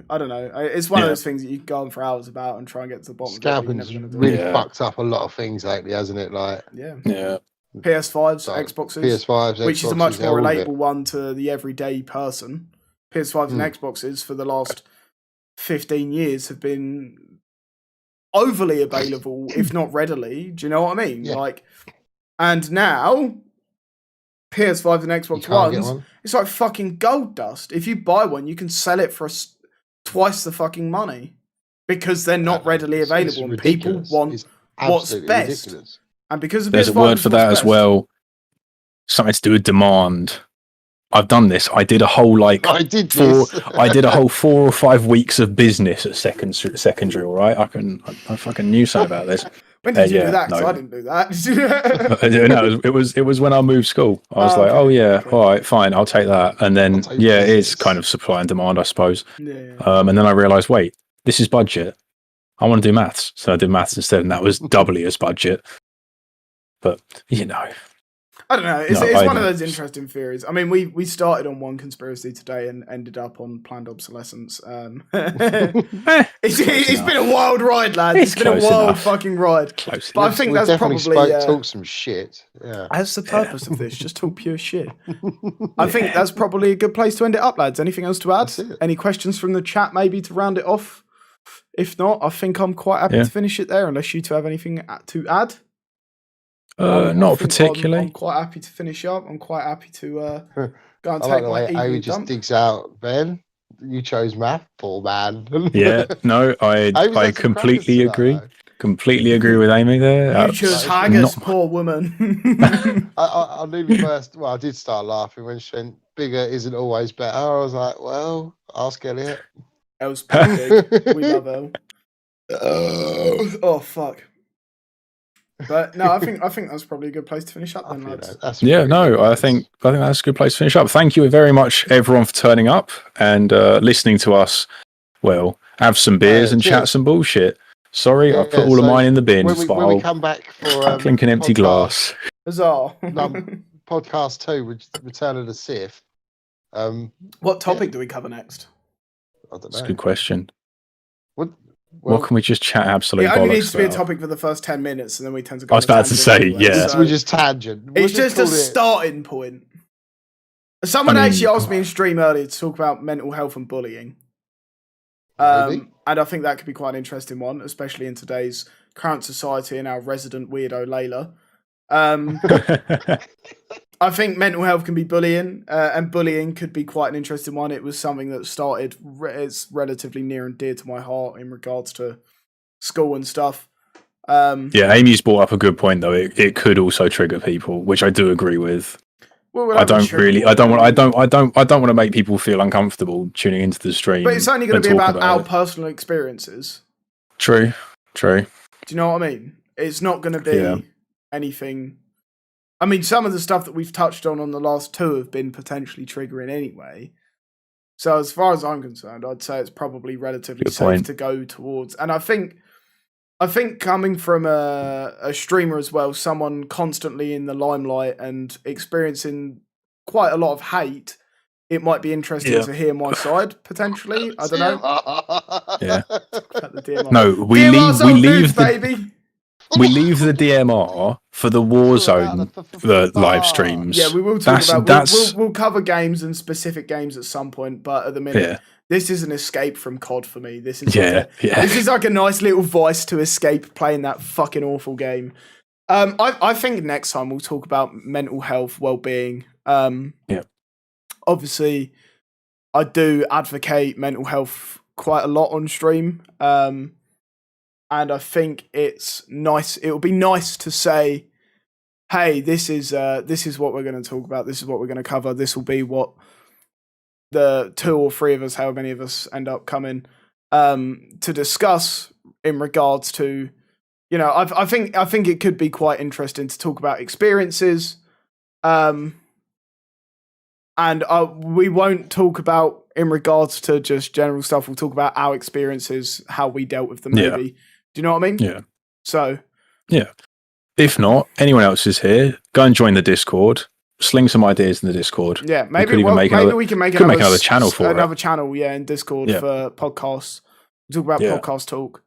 It sounds like a shout. Ideas, discussions, etc. Because I'm sure there'll be people that may, especially if this starts to do a bit better, may want to discuss some of the topics that we've discussed amongst themselves in there if they didn't get the opportunity to do it in chat.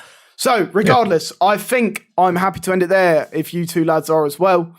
Thank you, everyone, for tuning in. It's been another cracker. I've had a great time again. I assume the other two have. I'm going to speak on their behalf and say that they have. We've had fun, chat. Don't worry. Don't sound too fucking unexcited. You can't. But we'll be back again tomorrow on Facebook. If you are only on the YouTube, fb.gg/HalfordSuck. Or just type in Halford Sucks on Facebook. We stream every day playing Warzone, much to my dismay. But we will be back there tomorrow as we are every day. And the next podcast will probably be next week. Friday? Now. Wait, what day are we on now? It's Saturday today. Oh, it's Saturday today. Oh, whoops. Well, it was Friday when we started. It's now just good point. Saturday. Sometime next week when we figure out an actual We'll figure out a topic. Schedule. We'll figure out maybe even because of what we're going to be covering potentially, like you said, being triggering.